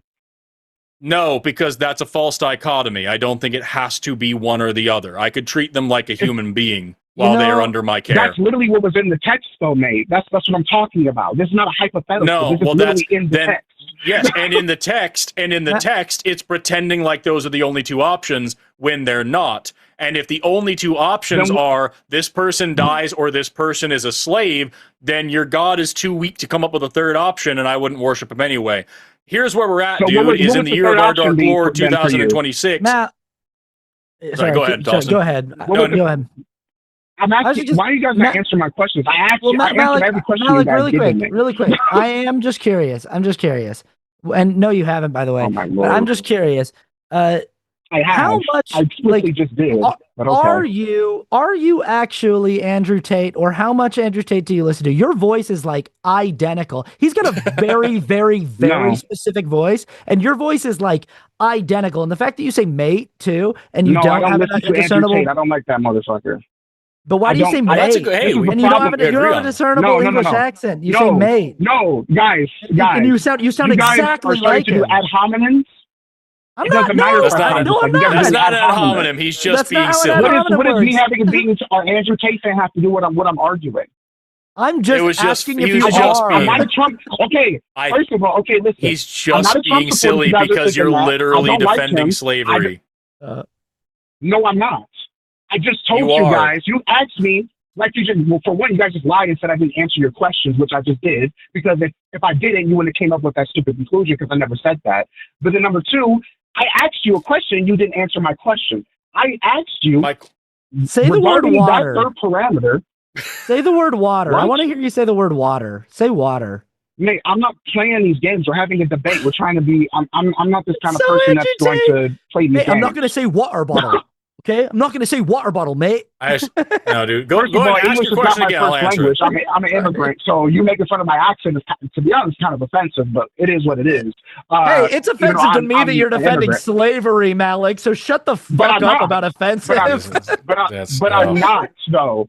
Yeah, You you guys are, haven't answered dude. my That's the question whole. yet. That's the whole context of the conversation. You guys haven't answered Your my question to me, if I remember correctly, was what would you do if not make them slaves? It's not make them slaves. No, that was not my question. Like I said, you guys aren't listening. I said, regarding all the context I gave you, which is literally explicitly in the text with that context, what would the logical other way to handle prisoners of war that you were just at war with? Because if you just release them and they come and kill your people again, or make another faction so they come and kill your people again, then you're not really doing anything to help your people, which I personally think is fucking deplorable. So what would you do besides releasing them out to make another faction to kill you and your people and wage war again? That keep them as indentured servants that will work off a debt and then become free. What would you do? I would treat them with the kind of morals and laws that my society. But you don't even have a moral framework, mate. You keep saying you don't treat them with morals. So Malik, we don't think owning people as property is good. That's our moral framework, Malik. We don't need. Okay, then. No. Just to be clear, what I'm saying with your moral framework is you have your explanation as to why that's wrong. That's what I'm saying. So Malik, I have given you my moral framework and clarified it several times, and now I am trying to answer the question that you were just crashing out about saying I'm not answering, and you're cutting me off by saying that I haven't done what I've spent the past 30 minutes doing. You're right. So, my fault. Keep going. I would treat those prisoners extremely well and treat them as equals in the society. Of course, they wouldn't be free. They're prisoners. But I would treat them with all the morals and goodness of the society that I have. So that way, when eventually the war ends, I can then come to that civilization with peace and give them back their people in peace, and they'll have nothing but good things to say about me. And if they decide to continue with war, that is their burden, not mine. I've done nothing but be good. That's what I would do. Okay. Like I said, you said these texts, but then, like I said, the context matters. You can't just read a text. That's like me reading Harry Potter and then being like, well, Harry Potter, for example, you don't even know how he got to Hogwarts, but you're just saying he's at Hogwarts. What's the context behind how he got there? That's what I'm saying. You guys haven't addressed that. Right. I answered your question. But I have asked you, but your answer was sometimes slavery's good, and I say no, it's not. There's no context. And also, why do you guys Malik, like putting words in my mouth? I never said slavery was good. I said it's a better alternative to than killing them. Right. Malik, that's what I said. All right, Malik. Those aren't the only two options. All right. But also, the context that you gave, you gave the context for like one scenario where you could where you could potentially feasibly see how it's like a better alternative to, you know, releasing them to be killed by other people. Like, you gave the context of one scenario. There is so much more biblical context where the Bible just says you can just own people just because. It is just your birthright to own people. But you guys as never property. brought that up, so I'm addressing what you guys We did bring up. that up. Forrest talked about those directly. He read those directly to you. And the fact that you can find No, I'm talking about the other scenarios you're talking about. It doesn't matter, but you can't say Tesla. Malik, you can't say we didn't bring it up. I'm addressing your points. I'm addressing your points, which is contrary to what you guys said. I'm not answering your questions, man. Right, but the point, Malik, is you can't just say, here's the one example under which I could imagine slavery would be. You know, it's kind of like me being like, I don't think that I don't want to kill someone. I don't want to kill someone. But I could give you a context where it's like, I might have to reluctantly kill someone if someone breaks into my house right now and attacks me, and it feels like they're going to kill me, and I have like a sharp object and I have the option to maybe stab them in the neck or something. Like, it's not what I would prefer to do. But it's like a scenario I can think of where it's like, okay, yeah, I might be forced to do something that goes against my personal moral code in order, like in an extreme example. But that does not mean that suddenly it's like, oh no, what is anything? Is killing even bad anymore? How do I even feel about killing now? It's like, no, I would still feel bad about the fact that I took a human life. I would still feel bad that that happened to me at all and that I was put in that situation. If I was in a situation where my options were to release a man into the desert where he's going to wander out and be killed by other enemies, or keep him as a servant until it's a shitty situation. Like, it's not good. It doesn't mean the context doesn't. I never said if it was good or bad, Nate. I said it's a better alternative than killing them. You're talking about the context for establishing morality, Malik. You're talking about just to be clear. Hold on. Just to be clear, Malik, do you think that feeding someone shrimp is a better alternative to killing them? Eating someone shrimp is a better alternative to killing them? Feeding someone shrimp. Feeding them. Do you think serving someone a platter of delicious fried shrimp is a better alternative to killing them? Of course. Why the fuck would you want to kill somebody? And yet, Malik, God in the Bible is totally fine with putting a blanket ban on shrimp. He says no shrimp. Okay. He says no touching the skin of a dead pig. No cutting the sides of your beard. Don't wear clothing of mixed fabrics. Don't plant multiple crops in the same field. He has all sorts of very strict rules. He sets 2 kids on fire because they put the wrong incense in an incense burner once. But when it comes to owning human beings as property, no problem. And when it comes to killing people, which is your big line here, he commands genocide several times. I'm literally looking at the source material right now. So am I. I've got my Bible open in front of me. But you have the Bible open, yes. And like I said, the way you guys read it is not very good. You guys are reading it as if it's a science textbook that is completely literal. Like I said, I asked you, Malik. Yeah. I asked you, when God speaks in the Bible, is it true? And you said, yeah. So when God says in the Bible, when God says in the Bible about the Amalekites or the Canaanites or whoever, he says, go slaughter every man and woman and child and infant and suckling babe, but then why are the Amalekites keep the virgins alive for in yourself. the previous chapters after that then? Why are they still alive then if they're all slaughtered? If they're all slaughtered, then why did they show up in more text? Maybe, you're saying that you're reading the Bible really wrong. Your argument isn't that God didn't command genocide. You're saying that this genocide wasn't successful. No. What I'm saying are you pro-slavery or against slavery? Can I answer the fucking question, dog? Fucking hell, can I answer the question? Like, damn, you asked me a question, and I try to answer it. You guys cut me off and say, you're not answering my question. Can I answer the question, please? I just can't tell if you're against slavery or pro-slavery. I really can't tell. Nate, Nate, I just told you 10 minutes ago.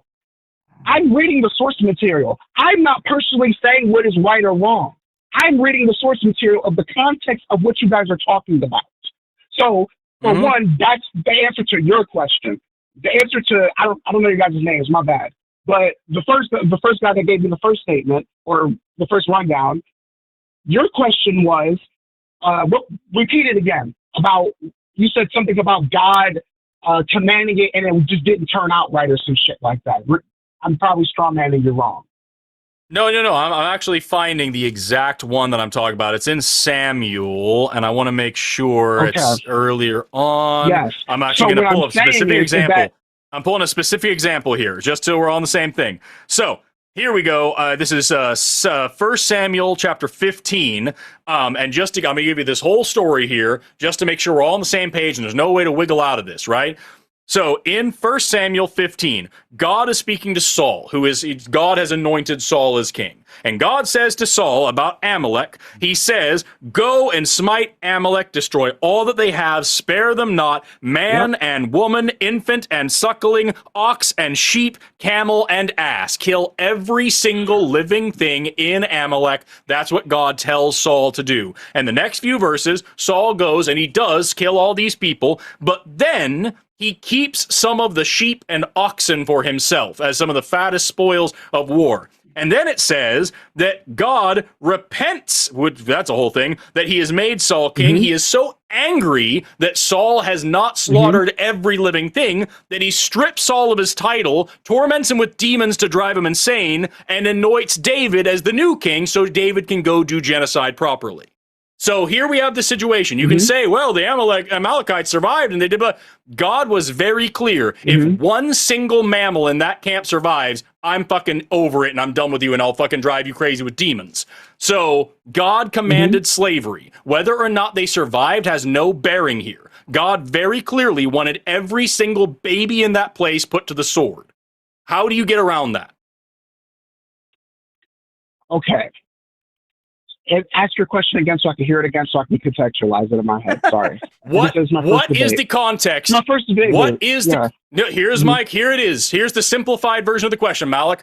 What is the context that makes it moral to kill infants? Okay. So like I said, there is no moral there's no moral context for exactly what you said, but there is a specific context. Like I said, you're reading the Bible very, very long as if it's a modern book. It is a Near Eastern ancient book. You know, so when I read the Bible, many biblical scholars... God didn't command that? God didn't command that? I never said that. Nate, if you let me talk, I will explain to you what I'm trying to say. Malik, every time you've talked, you just say you're reading the Bible wrong. Your answer is just, you're reading the Bible wrong. Hold on. No, you hold on. This is our show. You hold on. I'm going to mute you right now. No one can hear you. You're on mute. Okay. The fact that Forrest was giving you the example you were asking for was giving you like the context from the book. And I was listening to you listen to him go. And this is a direct reenactment. Forrest is reading it and you're going, yeah. Yeah. Yeah. Yeah. And then Forrest gets to the end of it and you go, sorry, so what'd you just say? Can you repeat that? I wasn't listening. It's like, what? And then he gives you like an abridged version of the story. And then you go, yes, the problem is you guys are reading the Bible incorrectly, which has been your answer to every single thing we've been putting forward to you is just, we read the Bible wrong. And then you're like, well, hold on, let me talk. And when you talk, you just say, you guys are reading the Bible wrong. Do you have anything more substantive to say than that? Or is it just going to be, you guys read the Bible wrong, mate, in an Andrew Tate voice for the rest of the call? I'm unmuting you now. Okay. So first of all, like I said, you guys keep attributing me to Andrew Tate. When I'm a foreigner, it's not my first language. It's very offensive to keep doing that, but it is what it is. I don't think you guys give a shit about that. But anyways, I was born in France and moved to the States when I was 6, but I learned British English before I moved here. That's why I say mate in British phrases. You sound exactly like Andrew Tate.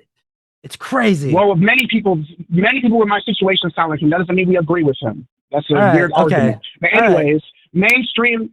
So, for example, the reason I keep saying that you guys are reading the Bible wrong is due to the fact that you guys are not taking into account how old this thing is and how ancient Near Eastern literary styles are, or how they write.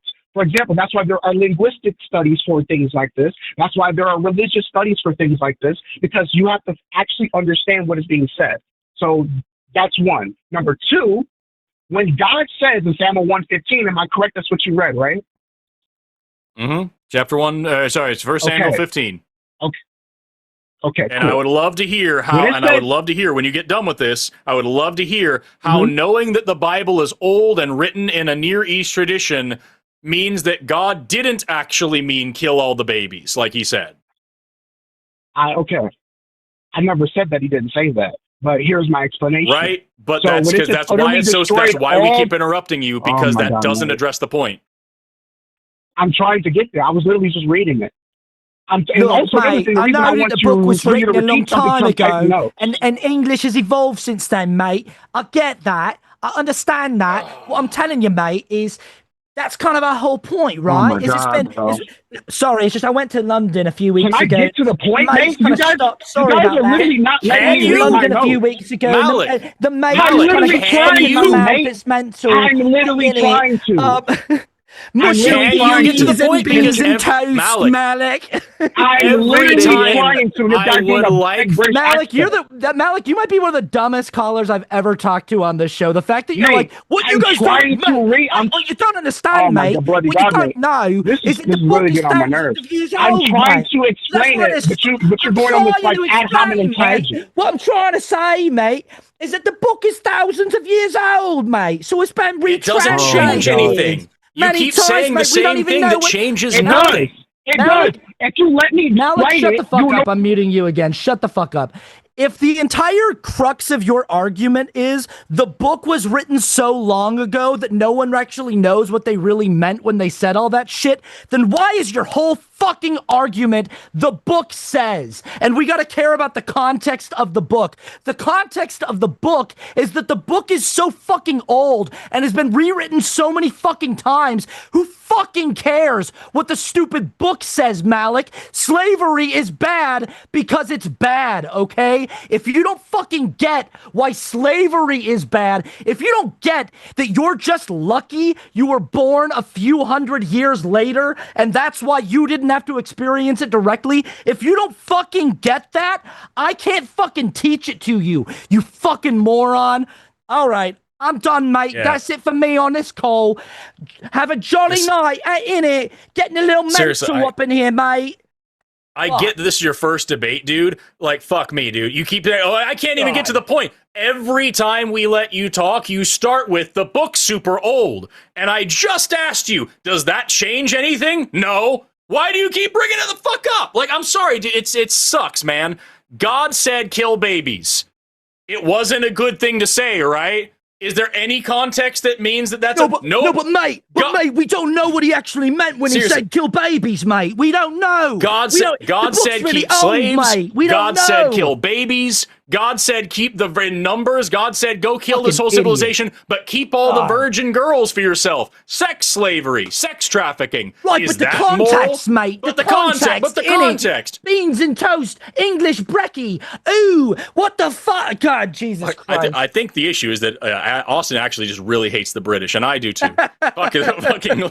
I just hate this guy who's got a fully American accent, but says mate because when he was 6, he learned English from the Brits. What the fuck are you talking about?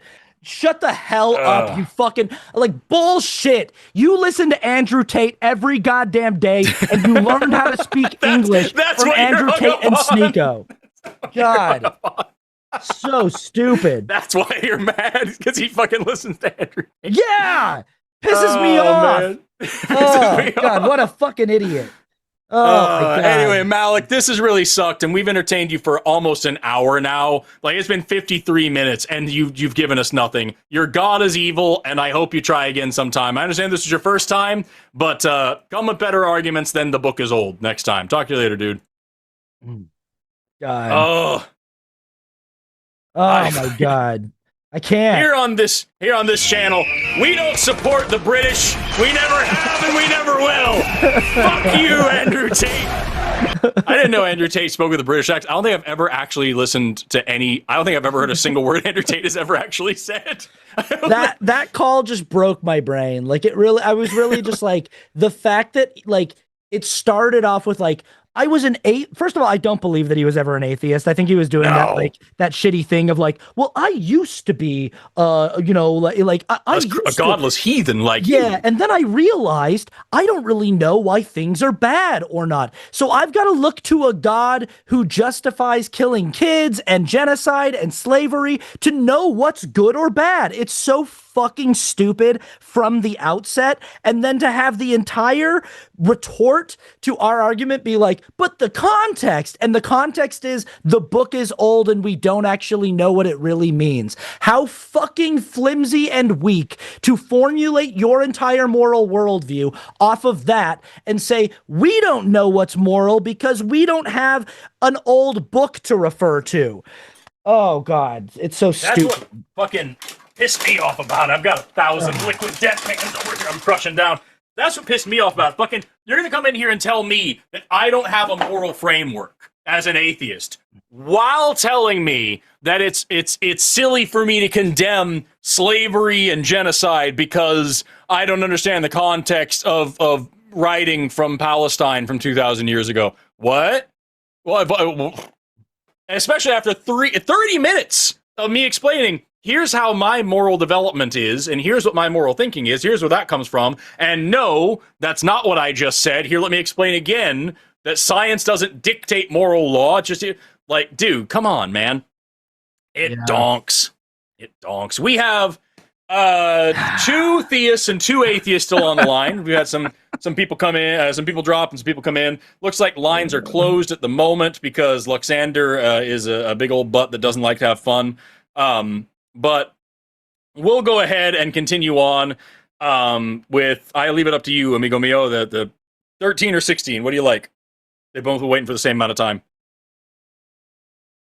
I'm cool with either one. Right on. Let's talk to the one who's waiting for a few minutes longer. Let's talk to Matt, pronouns he, him, calling in all the way from Spain, who says the Bible is inerrant. Matt, all you're right, on the line with Forrest and Austin. How you doing today? You got to reset. You got to I'm reset from resetting. the high I'm that we were resetting on. for Matt. Okay, hi, Matt. Matt, you there? Matt, can you hear us? It's been a while. You've been waiting for a while, but we're ready for it. Matt, if your phone is asleep, we probably can't hear you. Tap your phone and make sure that the screen's awake. Otherwise, sometimes the web caller doesn't work. Matt, are you there? You've been waiting for 90 minutes. We want to talk to you. And that call dropped. So I think Matt might have been having an issue. Unfortunately, maybe I made it scary. I might have made it scary. You were real loud. I got loud. I don't know if Lux would open a line back up, but we'll see. In the meantime, let's talk to Brandon, who's also a theist, calling in all the way from Uganda, who says that God exists and wants to talk about it. Brandon, you are on the line with Forrest and Austin. How are you doing today? I'm good, and you? I'm all right. Mm-hmm. So, Forrest, at first, I wanted to call mostly to argue as a literal theist, but then I've decided to not argue for a position I really do not hold. Let me say I'm agnostic in the, if you are to do on a line, I'm in between agnostic and theist. But I want to argue something, what I've written out. I'm saying that you people are under some sort of scientific naturalistic indoctrination yourselves. You are not having the exact intellectual honesty that you claim to have. I disagree, but I would love to hear your reasons as to why. You see, there's something I want to argue about. Like before I make my argument, let me say something about the previous caller. Actually, I sort of feel like you are trying to entertain a particular sort of group of people. That this kind of debate is not necessarily being a honest debate where you argue about sort of philosophical ideas at their very, very core.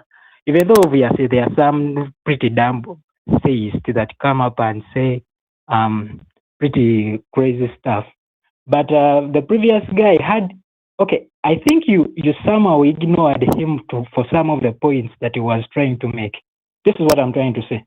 Your assumptions, like the way you see the world, the things that you think that are logical, or the things that you think are true, you have some sort of assumptions, underlying assumptions that you have not that you not necessarily you like for any position you make, for anything that you do, for anything that you say, there are some sort of assumptions that make you think that that's the correct thing to say. But before you analyze those sort of assumptions, it's very, very hard to come to the exact conclusion as another person. So just to be clear, when we're talking about that with the other caller especially, I asked him what he believed, and then I built my argument based on that. If he had said that he doesn't think that the Bible is true, or that he doesn't think that the God of the Bible is real, or that the Bible needs to be interpreted, I wouldn't have had those same arguments. But his argument was that without his moral framework from the God of the Bible, I wouldn't have a reason to say that slavery is bad. And my position was, if you think the God of the Bible is true, and that the Bible teaches the truth about about God, pardon me for stuttering, if you think the Bible is true, and you think that the Bible teaches the truth about God, then as a Christian, you must think that slavery is actually good. Because the God of the Bible says slavery is good. The God of the Bible says killing babies is good. The God of the Bible says that rape is good. The God of the Bible says that sex slavery and sex trafficking is good. Because the God of the Bible does these things and condones these things. So I understand, like, I get where you're trying to go to say that this show isn't about serious philosophical debate. That call wasn't a serious philosophical debate. That call was one person saying simultaneously that the Bible is true and that the God of the Bible is good, and also that we don't understand the context behind God commanding slavery and genocide. That was a ridiculous position to take. That's why we were talking about it. And the context is just the book's too old to understand. We don't. It could have meant something different when it was originally written. Right. So if you, Brandon, would like to talk about something more philosophical, or if you think you understand the Bible better, I would start by asking you, do you think the Bible is true? Does the Bible accurately represent God? And can we read the Bible plainly and understand the will of God? As it says, when God says these things, is that accurate? That's what I would ask you, and then we can go from there. Also, I want to hear your answer, Brandon, but I just want to say really quick, there's some people in the chat that were like, don't make fun of Brandon's accent, and I would Why would anybody do that? Why would anybody do that? I think your accent is beautiful, Brandon, and I really like it, and I would never, ever. Yeah. The Ugandan accent is actually genuinely pretty cool. I'm from Uganda. From Uganda in Africa. Our language is very, very different from English. I think it's a really cool accent. Really cool accent. You sound great. That you will not even get some of the terms I was going to say. So anyway, actually, the reason I called, I've been watching. I recently stumbled upon Forrest's YouTube channel, and I was watching his shows on Reactivity and so on. Anyway.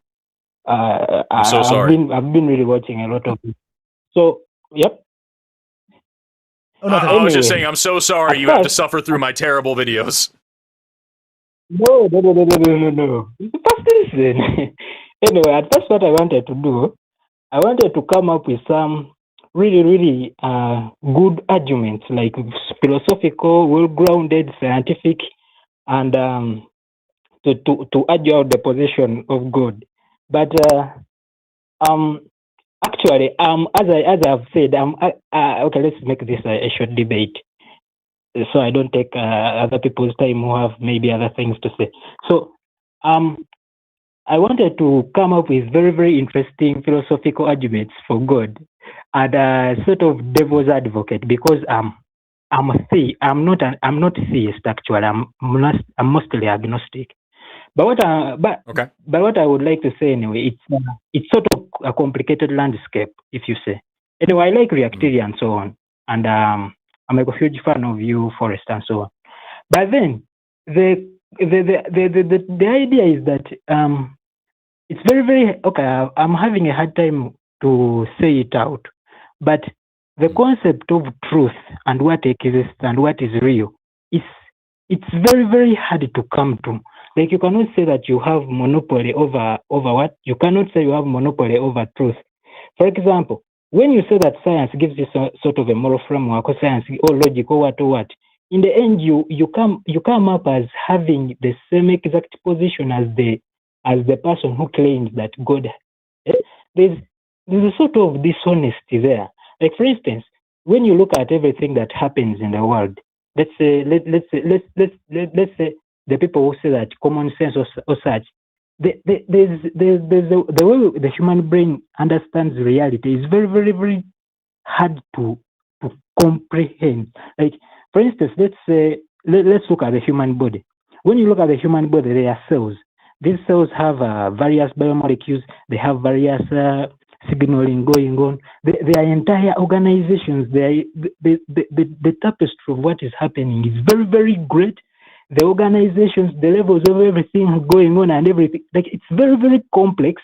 And now you have these small molecules which form larger biomolecules, which form signaling systems, which form immune systems. You have, from very, very small things, you have these things which turns out to be very, very complex and very, very advanced. And now you have people who are thinking, and then you have, like, and yet, as you live your day-to-day life, you cannot just imagine and say, oh, this is the truth, this is what is happening. So when you look at everything that's happening, for me, the reason why I'm not a literal atheist, I feel like there's some element of the divine that at least has to be behind everything. And so the issue with that, Brandon, is that, like, the issue with that is it's literally the same exact argument as any other thing in science when we started learning about it. So, like, we used to not know where lightning comes from. That must have been God. Then we learned what lightning is, and now it's so complicated, therefore it must be God. And it's the same thing with everything you were just talking about these different biomolecules and signaling pathways and immune system functions and all these different very complicated things. When we don't know what it is, it must be God. And then when we learn what it is, it's very complicated, it must be God. When really, that's not necessary at all. Like, we can explain these things pretty well with evolution. We understand what happens when they go wrong. We can see different versions of them all throughout the animal kingdom, and other kingdoms as well, all throughout the life on this planet. We can see different types and styles of all of these things. When we look back through the fossil record, we see different types and styles of these things with increasing complexity over time. So, like, just because these things are complicated isn't a good argument to say there must have been a God behind it, because what you end up with then is either what we call an infinite regression, to say, okay, complicated things must come from God, so where did God come from? And then where did that guy come from? And then where did that guy come from? Or special pleading, that, well, no, God is the one special thing that's super complicated and doesn't need to be created. If that's true, then why can't I say the same thing about biology, about whatever? If God can come without a creator, then these things can too. Or you just get into dogma, a circular dogma where you just say over and over, nope, this is what it has to be no matter what, and period, and you can't question it. And that's just not good enough for me. What I will do, I'm going to reformulate my arguments and come up with my positions very well. But what I want, what I want to say is there's a certain story I read of a certain commencement speech where somebody was saying that there were two fish swimming in the water. Then one fish, they met an older fish which asked them that, how is the water, boys? And the two fish continued swimming along. Then somewhere along the way, one fish asked the other fish, but what is the water? That's the very obvious things, the very obvious realities of day-to-day life turn out to be, like, the very obvious things that we experience in life turn out to be that they turn out to be not as obvious as we might expect. Okay, you see here I've heard Uganda. this. I've heard this analogy before, and I actually like it a lot because not to take. So I'm okay. Sorry, I'm gonna take that analogy very literally for a second, but I promise I understand what you're actually saying. I know you don't really mean that literally, but to take that literally, we used to do that in science. We used to assume that there were certain things, like we had this thing called ether that filled outer space, and we used to have the different ways of looking at the world around us that was lacking really obvious stuff. So we did both of these things. We ignored really obvious stuff, and we put things that we thought were obvious and ubiquitous in that weren't really there. But the thing that changed our minds was better evidence. And as of right now, when we look at the natural world, we're able to come up with a causation for every single little thing. And when we find a gap in that, we just say we don't know. And you're giving me this analogy that I said I've heard before to say that there might be something very obvious that we're missing. Then show me it, and then I'll have a reason to believe it. But until you give me something that's better than just, well, there might be such a thing, that doesn't do anything for me. What I'm trying to argue about is not that it's not necessarily the scientific method. I know the scientific method, but what I'm saying is that how you come to your conclusions that the scientific method is correct, that logic is correct, that your mind is telling you the truth about reality.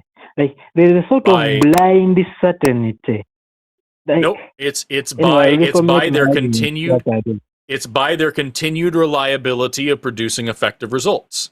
The reason why you're able to talk to me right now in Uganda over a phone that's connected to the internet that's going to my computer in Oklahoma and projecting an image of my stupid face on the screen, all of this is just because of the scientific method, because we're able to get out of our own way and not just rely on assumptions when coming up with conclusions.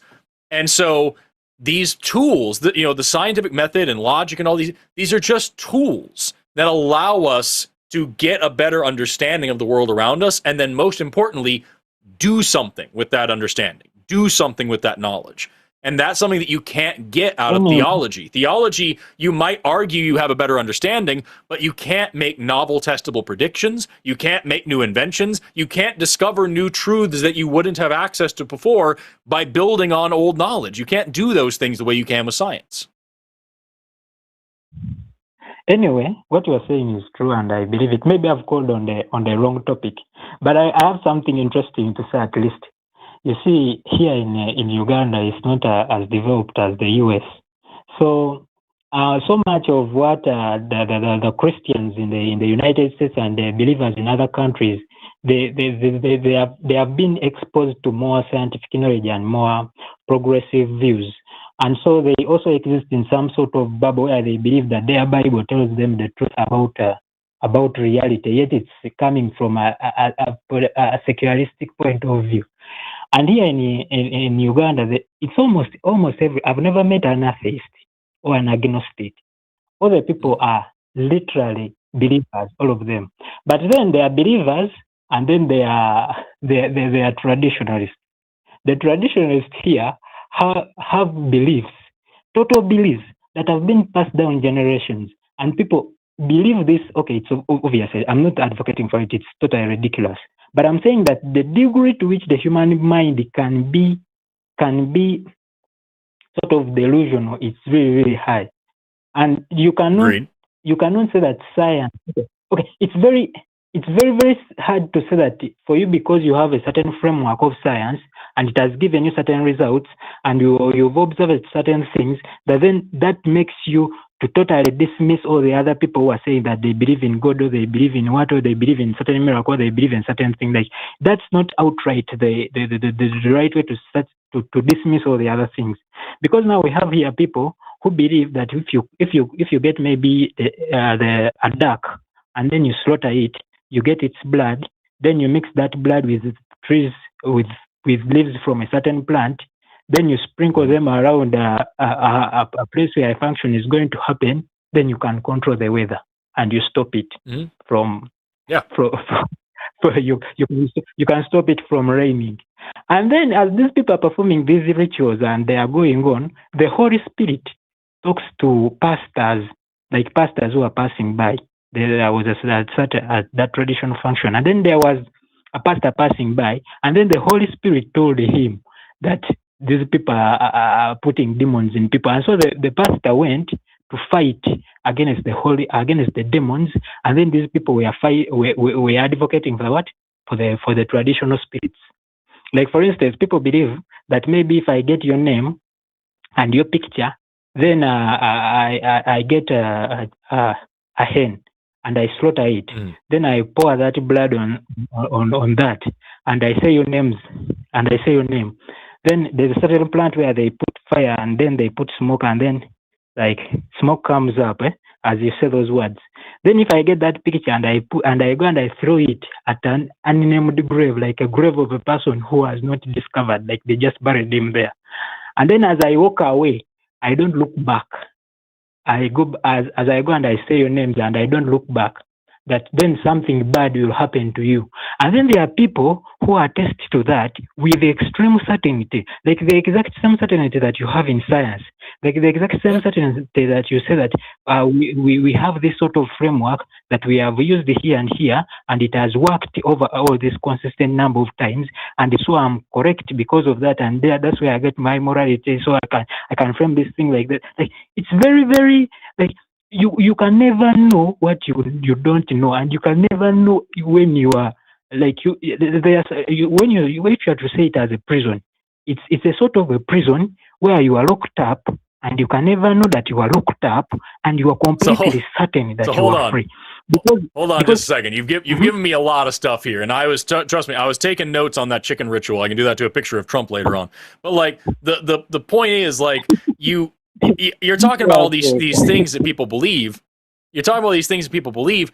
I promise you, we have just as much crazy shit that people believe here in the United States, and you know, Christians among them who, you know, believe in the same kind of blood magic and the same kind of ritualistic stuff, that believe in demons and witches. Literally, our Secretary of the Navy here, so this guy in a really high-ranking position that is in control of like warships and Marines and stuff, he was just on camera a couple of weeks ago talking about how witches are taking over this town and casting magic spells and how scary that is. Like, people believe in this shit here in this country. But the issue is, like, when we're comparing this to a scientific worldview, the major difference is just, do you care about testing whether or not what you believe is true? Because like these people that use the duck blood and the leaves to control the weather, if they were to run that test in randomized control trials that are the standard basis of the kind of science that I do, they're going to learn very quick that shit doesn't work. It's because this is traditional folk knowledge that's passed on from generation to generation. It has an emotional meaning. And then when it doesn't work, when it does rain on that day, they come up with a reason. Well, God wanted it this way instead, something, you know. It's because of the same logical fallacies that everybody uses all around the world until they learn not to do that stuff. So, like, I don't think that Uganda has any kind of special kind of superstition that makes it sillier than America or vice versa. I think it's the same kind of beliefs by the same kind of people making the same kind of mistakes. And so when you talk about the Bible, I would just ask the same questions. People ask all the time, why are you an atheist? The reason is because at a certain point, I started using the same rules of logic and morality for my supernatural beliefs as I do for anything else. And I think that if a lot of people believe in the Bible did that, they wouldn't believe in the Bible very much longer. I think that's the same thing I would say to the people there in your country. I agree with that. But I am saying that once you are under a sort of, once you are wrong, you can never know that you are wrong. There are hidden assumptions behind the way you come to infer what is true and what is not true. And like behind those hidden assumptions, you can never see through your own assumptions. What I'm saying that if you bring out science and you speak about it as if it has a sort of a monopoly to the truth, for me, it kind of feels as if you are being intellectually dishonest to some extent. Well, I'm not saying that science has a monopoly on the truth. Science is, by definition, always changing, always updating its ideas. What science does really well is get you to the truth. Science has a monopoly as far as it is the best way to find out what is true. So, like, if you're comparing science versus faith, there is not a single thing in the entire world that you could possibly not believe based on faith. If you use faith as your metric, as your way of coming to the truth, you can believe absolutely anything no matter what. But if you use the scientific method, yeah, there are some assumptions. You can say naturalism is an assumption, uniformitarianism is an assumption, those kinds of things. Sure. But those are only assumptions because they've never been disproven yet. There's never been a single thing presented to us that those things can't account for. And so when you have science, you can't believe anything that doesn't have evidence for it. You can't believe anything that doesn't have good reasoning behind it. And so I'm not saying that I'm always right, and I'm not saying that science is always right. I'm saying that science is a lot more likely to be right than anything else. And when it's wrong, it corrects itself. Religion doesn't do that. Does that make sense? Anyway, yeah. Anyway, you are correct. But do you know they are not necessarily related to that. Like every day I walk around with people who are living in real life video games. You have one person fighting demons. You have another person using the Holy Spirit. You have another person fighting against another person. You have a Holy Spirit telling this person something else. Another person being told something else. You have somebody talking to demons. Another person talking to the dead. Life is crazy. Yeah. And they all believe it for the same damn reason, which is not a good reason. Anyway, Brandon, I appreciate you investigating this. Every single one of them is very, very convinced, beyond any reasonable doubt, that whatever sort of nonsense that they believe in, that they themselves are talking to the literal creator of the entire world. Like, it's an entire, and these things are not they are not abstract, but they permeate every single point of their lives. They permeate their decisions, the way they live, the way they talk, the way they do everything. So I imagine people are living around from birth to death, living in an entire Hogwarts movie, fantasy movie, where they have demons and they have magic and they are praying, and then it's really crazy. And actually that led me to have some extreme sort of cognitive dissonance the moment I started to discover that the idea of God might not exist. So well, I appreciate your call, Brandon. I'm happy to speak to an agnostic in Uganda. I hope there are more of you there soon. Anyway, I didn't have much to say. I just wanted to call this. I just wanted to call you. Just know I'm a fan of Reactilia. Well, thank you, Brandon. Anyway, have an awesome rest of your day, man. We're gonna get our last couple of calls in, and we're gonna get our last couple of calls in, and then wrap up the show. But I appreciate you, dude. Take care, dude. Thanks for calling in, Brandon. Okay, bye-bye. What a nice dude. Yeah, it is. I'm really stuck on this whole idea that like we are racing headlong into AI, and all of the people who own all of these companies are just like, no, this is like not gonna go well. Like the people who are like making the most money off of it are like, I can't tell you that it's gonna like be good. It most likely won't. We don't really know what's gonna happen if we get to, AGI and all this stuff. And it's like we are creating, potentially like actual gods that will wipe us out before we've reconciled our own superstitions and our own just ancient rituals of trying to understand the natural world. And just it's so often it's just people who all it comes down to is like, this thing doesn't make sense to me. Disease, famine, natural disasters, these things, life doesn't make sense to me, and I'm going to come up with, and it's usually just something that's culturally passed down and generational, some kind of story framework that gives me it helps me make sense of it more. But it's like, man, it's so crazy that we're about to jump into this this new age without first reconciling, our belief in magic. Yeah. Yeah, no, that's kind of where I'm at with it. It's like I used to be really optimistic about like, well, you don't understand. All I have to do is just tell people some stuff and they'll believe it and it'll understand. Like if I hear something wrong on the internet, all I have to do is just show them that they're wrong and they'll be like, "Oh, I apologize. I retract my statement." You know what I mean? Let me now correct for this. And I used to think that we were really ready for gene editing technology and we were really ready for all sorts of different things. And like now I'm at this point where I think I've said this on the show before, and I know I'm not the first person to say this anyway. Like I will not believe like any zombie movie that ever comes out from now on. I am not going to take it seriously unless you have a major swath of the population running out to get bitten by zombies on purpose to prove it's all a liberal hoax. That's, you know what I mean? Until that's in a movie, it's not a good movie anymore. Because that's like where we're at, and I just don't feel like we're ready for so many things as a species, like you said, because we still got motherfuckers out here that believe you can sprinkle fucking chicken blood on a picture and burn some herbs and then throw it on a fresh grave and curse somebody. Yeah. Ugh. Yeah. It's wild. Yeah. It's every generation thinks that they're the generation that's like witnessing the apocalypse. But one of us is going to be right.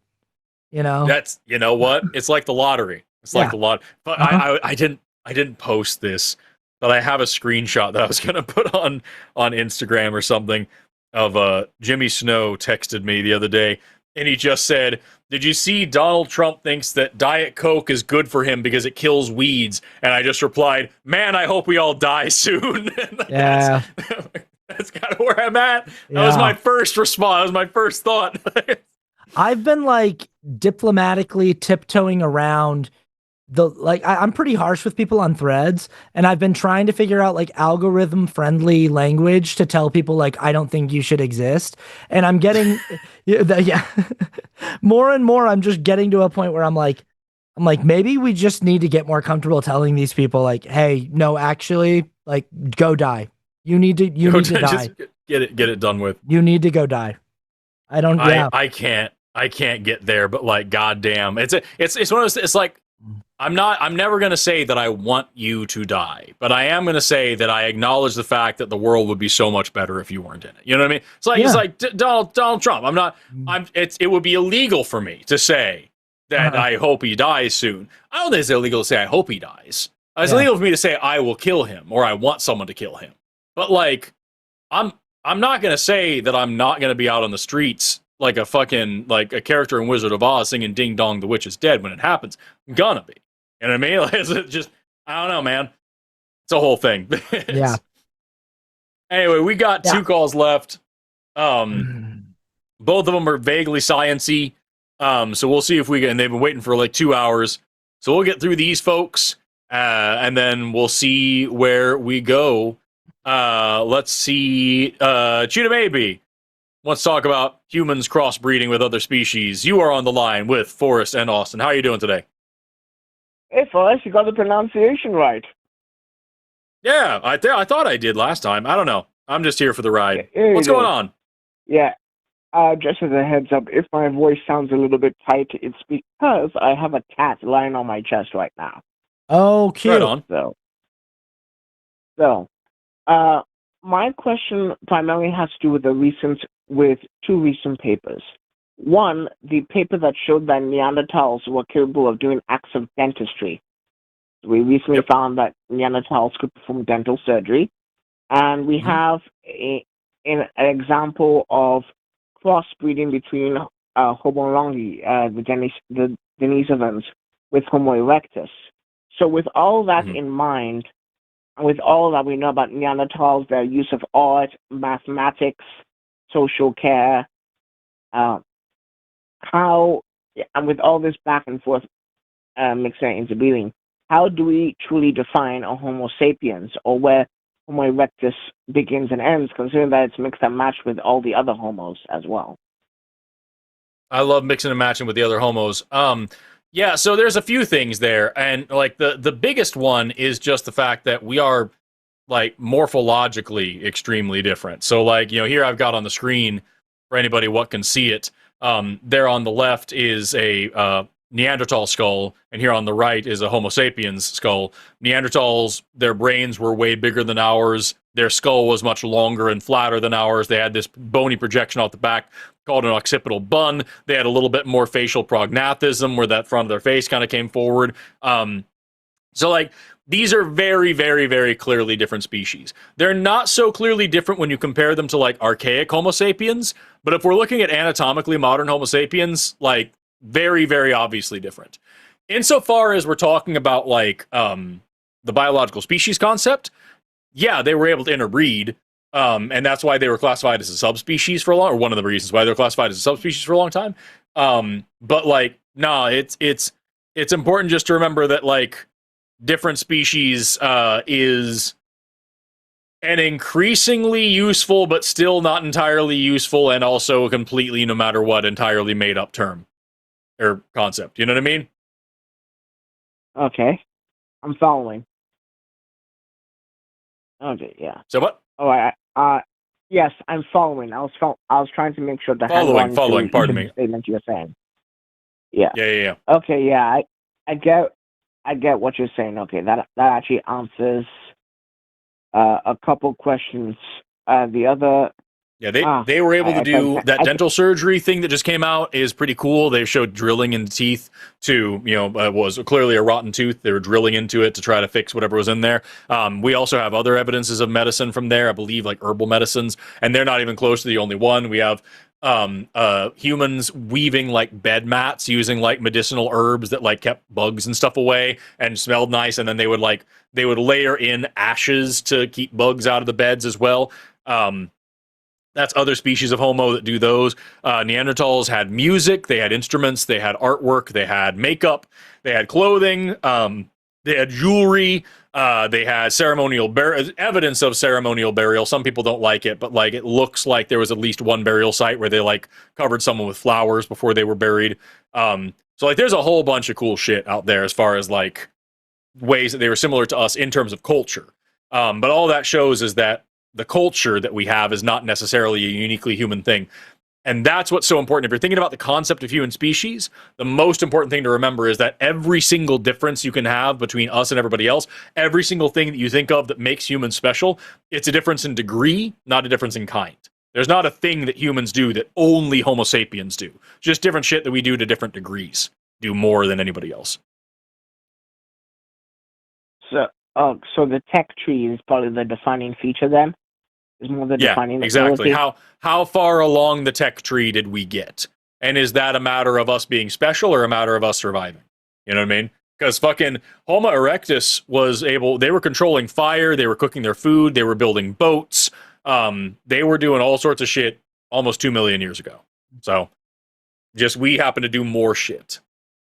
And we were on the same tech tree as them, we're just farther along it.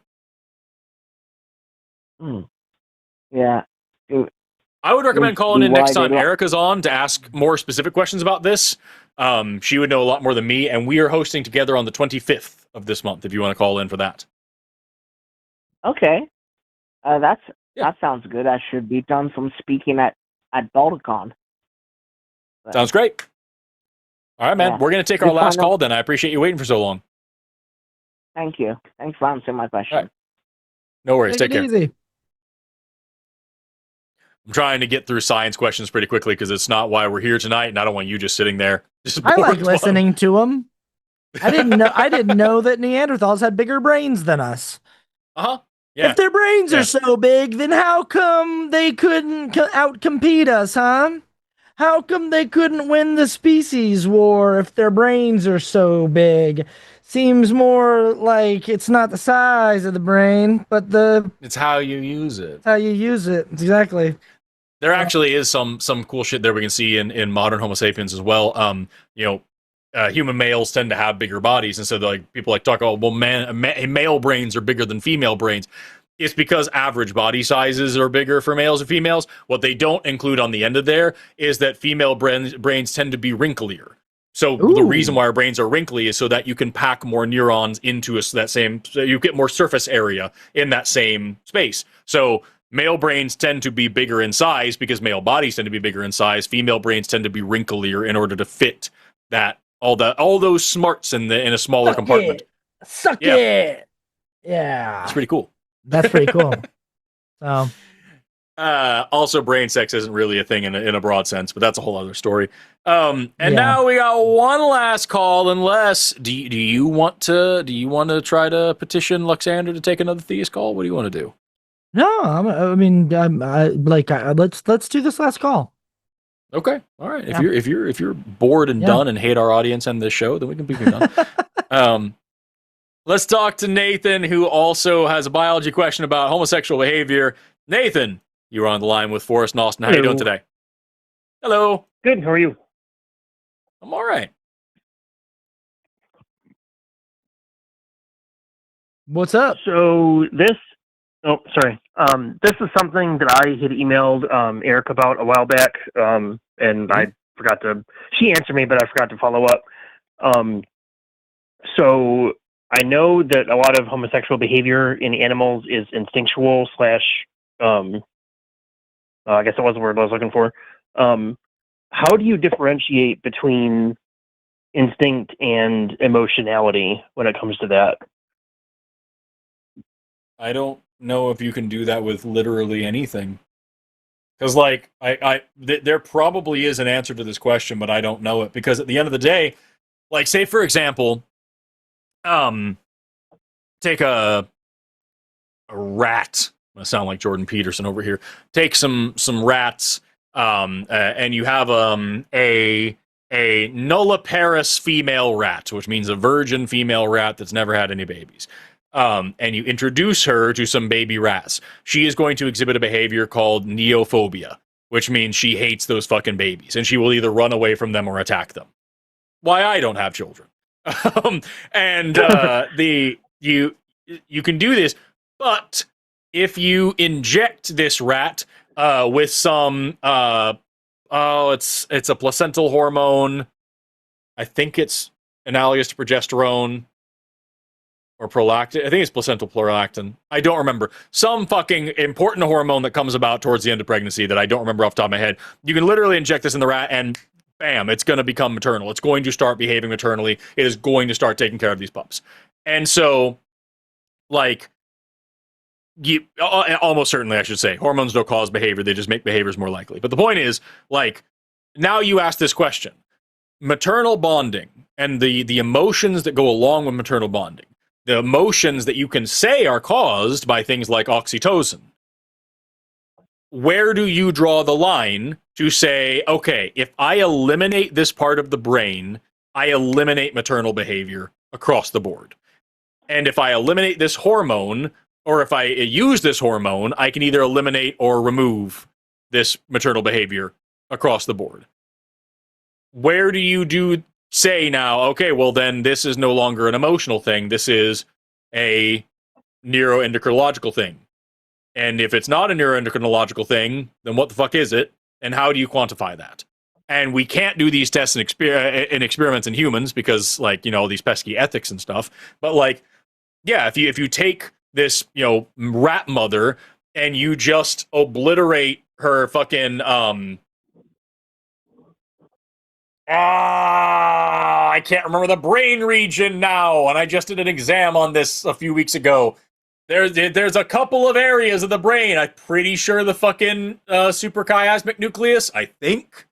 If you just eliminate it, then they're gonna fucking not be moms anymore. They're just I can't believe you didn't know that. That's so fucking pathetic. I've got my notes right here. I'm gonna look it up whether anybody wants me to or not. I knew it. I just didn't want to say it. I appreciate you not embarrassing me. Waiting to see if you knew it.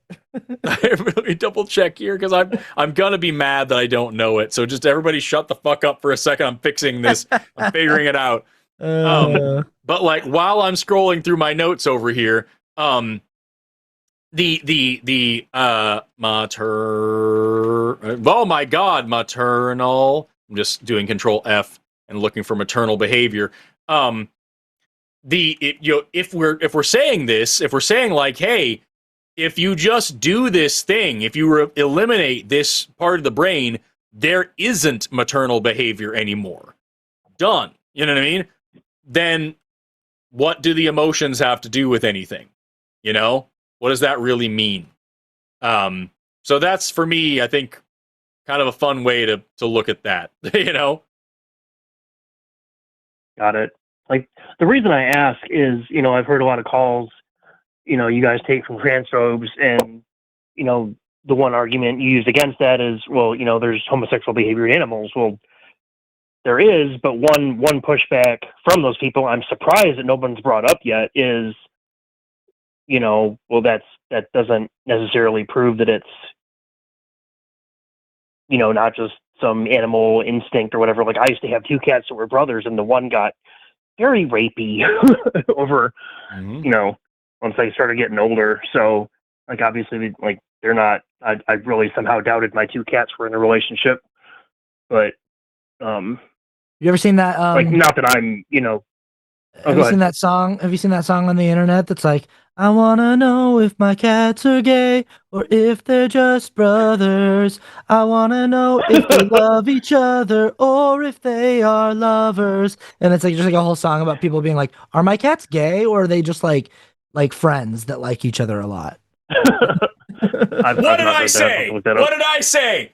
Did I say suprachiasmic nucleus? Because guess what? I was fucking wrong. It's the fucking medial preoptic area. The fucking, what did I say? Yeah, fuck me. So the lesion to the medial preoptic area immediately eliminates maternal behavior. Lesions to general area, like to the cortex, is going to disrupt maternal behavior. Lesions to the nucleus accumbens, which is going to be the part where you get oxytocin, dopamine from, is going to disrupt maternal retrieval of pups. Like if the pups fuck off, then she's not going to bring them back because dopamine is really important for that area. There's actually some really fucked up studies where, like, we can find exactly where that trigger is, where if you give the new rat mother her pups or cocaine, she will choose the pups until like exactly this one day, and then she will choose cocaine, because for a little while the pups are actually producing more dopamine than the cocaine would.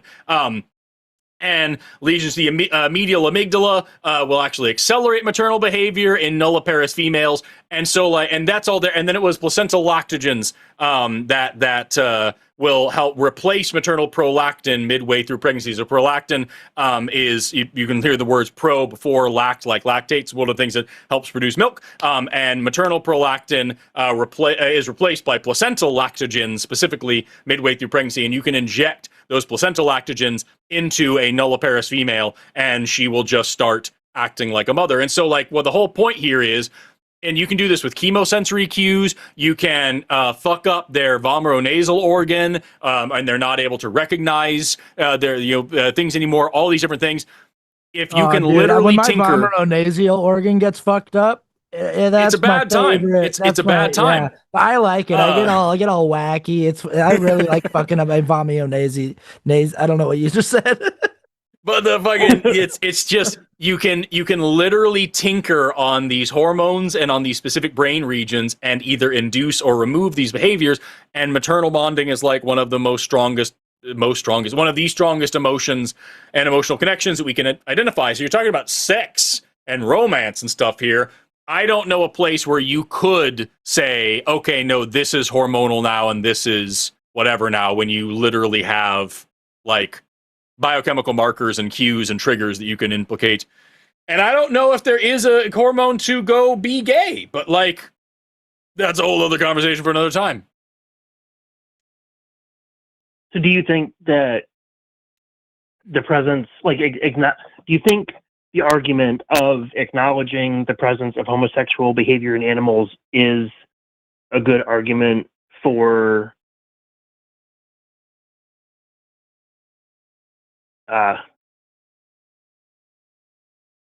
like arguing for it being perfectly normal in humans, because we can track our emotions with it? Like, I'm not arguing against it at all. I'm just saying, like, is that a good argument for it, for people that are transphobic and all that? I would say that, like, transphobic, no, but homophobic, yeah. To say that homosexuality is unnatural when literally over Yeah. When literally over 1,500 animal species do homosexuality, that's dumb. And I like, personally, I like the hypothesis that homosexuality is actually, or not homosexuality, but non-discriminate sexual behavior is the ancestral state. And like deliberate, persistent heterosexuality is a modern derived trait that actually fits the phylogeny of sexuality in a way more parsimonious way.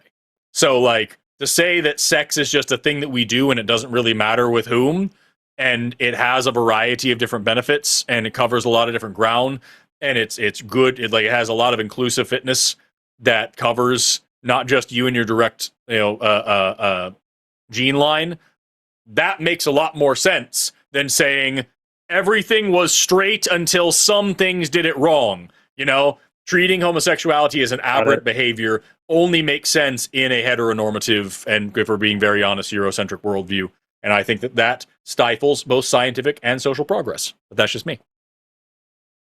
Anyway, with that, I'm going to end the show. But I appreciate you waiting so long and asking me a fun question. I got to review my fucking endocrinology notes. That was fun. Oh, real quick, what is your doctorate on? I haven't heard you speak on that.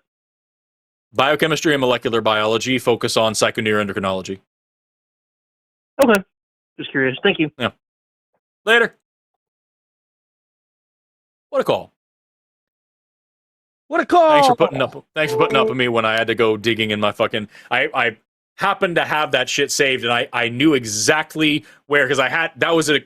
That was an exam question. Very embarrassing, this last semester. Forrest. It was very embarrassing that I'm sitting here trying to let you do your thing, and then you make me look stupid because you don't have the answer ready.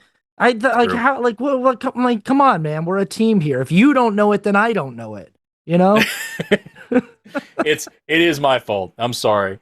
But I knew exactly where that shit was written down because I literally had I drew a table of all the different ways you can fuck with maternal behavior in the most ridiculous ways on that exam, and it was last semester.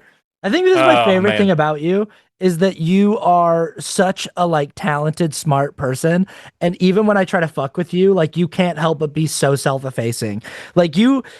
Guys, Forrest has a new episode of Reacteria coming out, and I helped him out with a song for the ad break, and then he was working on this song for the intro, and he kept sending me the things and being look at how stupid these things are, they're so terrible, and then he would send them to me and they're amazing, and I'd be these are genuinely impressive, these are really good, and he'd be and he's whatever, they're terrible, stop it, they're awful. And I was like, the last time you were this is so great, and I was I know you well enough to trust that you're being sincere here, but considering what a fucking monstrosity I had just sent you, it's me in fucking 6 different wigs. Yeah, you look awesome. It's the stupidest thing I've ever made. And you're it's so good. And I'm I know you're being nice and I know you're sincere. I don't think you're a liar, but I think this is the dumbest thing I've ever made. It's fantastic. You've done excellent. I mean, dumb doesn't mean not good. It's dumb, but it's well realized. The vision is well realized. Well, thank you. That's very kind of you to say. We'll see. I sent it off to the brand today, and we'll see if they're no, this is terrible. You can't. That'd be insane if they said no. That'd be insane. I would be so mad. Yeah. Stay tuned for that. By the way, the next Reacteria. People usually tell me that they stick around for my ad reads because they're all fucking ridiculous and people enjoy them. This is the best ad read. This is the craziest ad read I've ever done, and it's because of that fucking gorgeous man right there that helped me make the music, made the music and gave me the first draft of lyrics, and also sent me all the fucking stem tracks that I needed to make it good. Amazing work. Well, happy to work with you, my dude. Well, I mean, according to you, it's a monstrosity. So, you know what? The music's good. No, bad video, good soundtrack. Man. Always a pleasure. That, it's been a show. We talked to Andrew Tate about why slavery is good. We talked to a man in Uganda about blood magic. We discussed being gay and how you can give Legion a rat's brain to make it happen. You won't ever convince me we didn't talk to the Andrew Tate. I am convinced. I've never actually heard him speak, so now I am also convinced. If you go listen to a few clips of him speaking, you'll know what I'm talking. It's a very specific speaking voice, and this guy, it was like so close. It was All right. I'll look into it. Yeah. With that, anything you want to send us off with, Austin? Any final words of wisdom? You want people to go support you in a way? Go check out the channel, Austin Archer. You know, go take a look at it. Nobody here on the line subscribes to my YouTube channel. Go take a look at it. Yeah. There's a fun 2-hour-long dissertation on trolling and on this like nasty beef and drama that I got in with this internet troll that I just posted. It's fun. Go check it out. Yeah, I was gonna say the notable absence of the woke bloke on this particular call-in show, who could have caught you off guard and called you out on your bullshit, and you would have had no way to prepare. I know. And live in front of thousands of people, you know, would have been great. That would have been awesome. Would have been cool. We could have talked. What's crazy is he's a lawyer. It's crazy. He's somebody in his comments at one point was like, the actor wants to debate a lawyer. And I was like, yeah. And the lawyer is the one who's ducking the actor. I was like, he wouldn't be the first lawyer to call in. If you've ever heard of Imperious, we've had a guy calling in claiming to be a lawyer, and it was one of the craziest and funniest repeat callers we've ever had, because he literally screams about how smart he is and how everyone is gay and dumb and all it's just wild.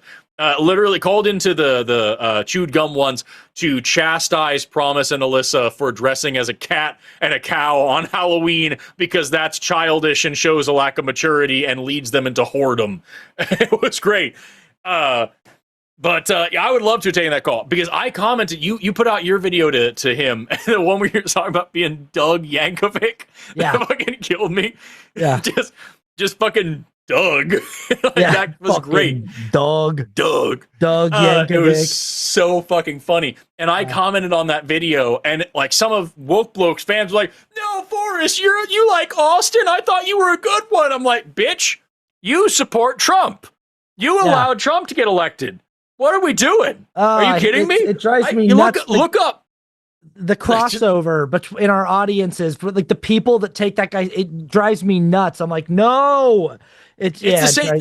The amount of crossover I've got with fucking Kevin Carnahan. Yeah, it's unbelievable. There's this, for those who don't know, over on TikTok, there's this dude. He's a professor of philosophy and religion, who hates my fucking guts and calls me an apologist and all this shit. And like, apparently he's made some great videos talking about the Bible and why Christian nationalism is dumb. He himself is a Christian, but he's going out against, Christian nationalists and whatever else, and talking about why homophobic Christians are terrible and stuff. And he's built following people who like him. And then he pops up on my shit talking about how I'm a high school teacher pretending to be an expert on religion while being an apologist that is incapable of saying that I don't know something. And like has made like a dozen I think he's made like 4 or 5 videos about me now. And it's just and all these people in my comment section are like, oh, what's happened? I really liked him. Why is he being so weird about this? I'm like, what's the crossover? What if this is how what is this? I don't, weird. It's like insulting when you find out that like a bunch of people in your audience follow someone who you're like, ew, what? Somebody said, what's Austin's show called again? It's just Austin Archer. You just Austin Archer. Yeah. So we'll put the link in the whatevers. Anyway, with that, okay. That was the show. Sorry, but you watched it. So whose fault is it really?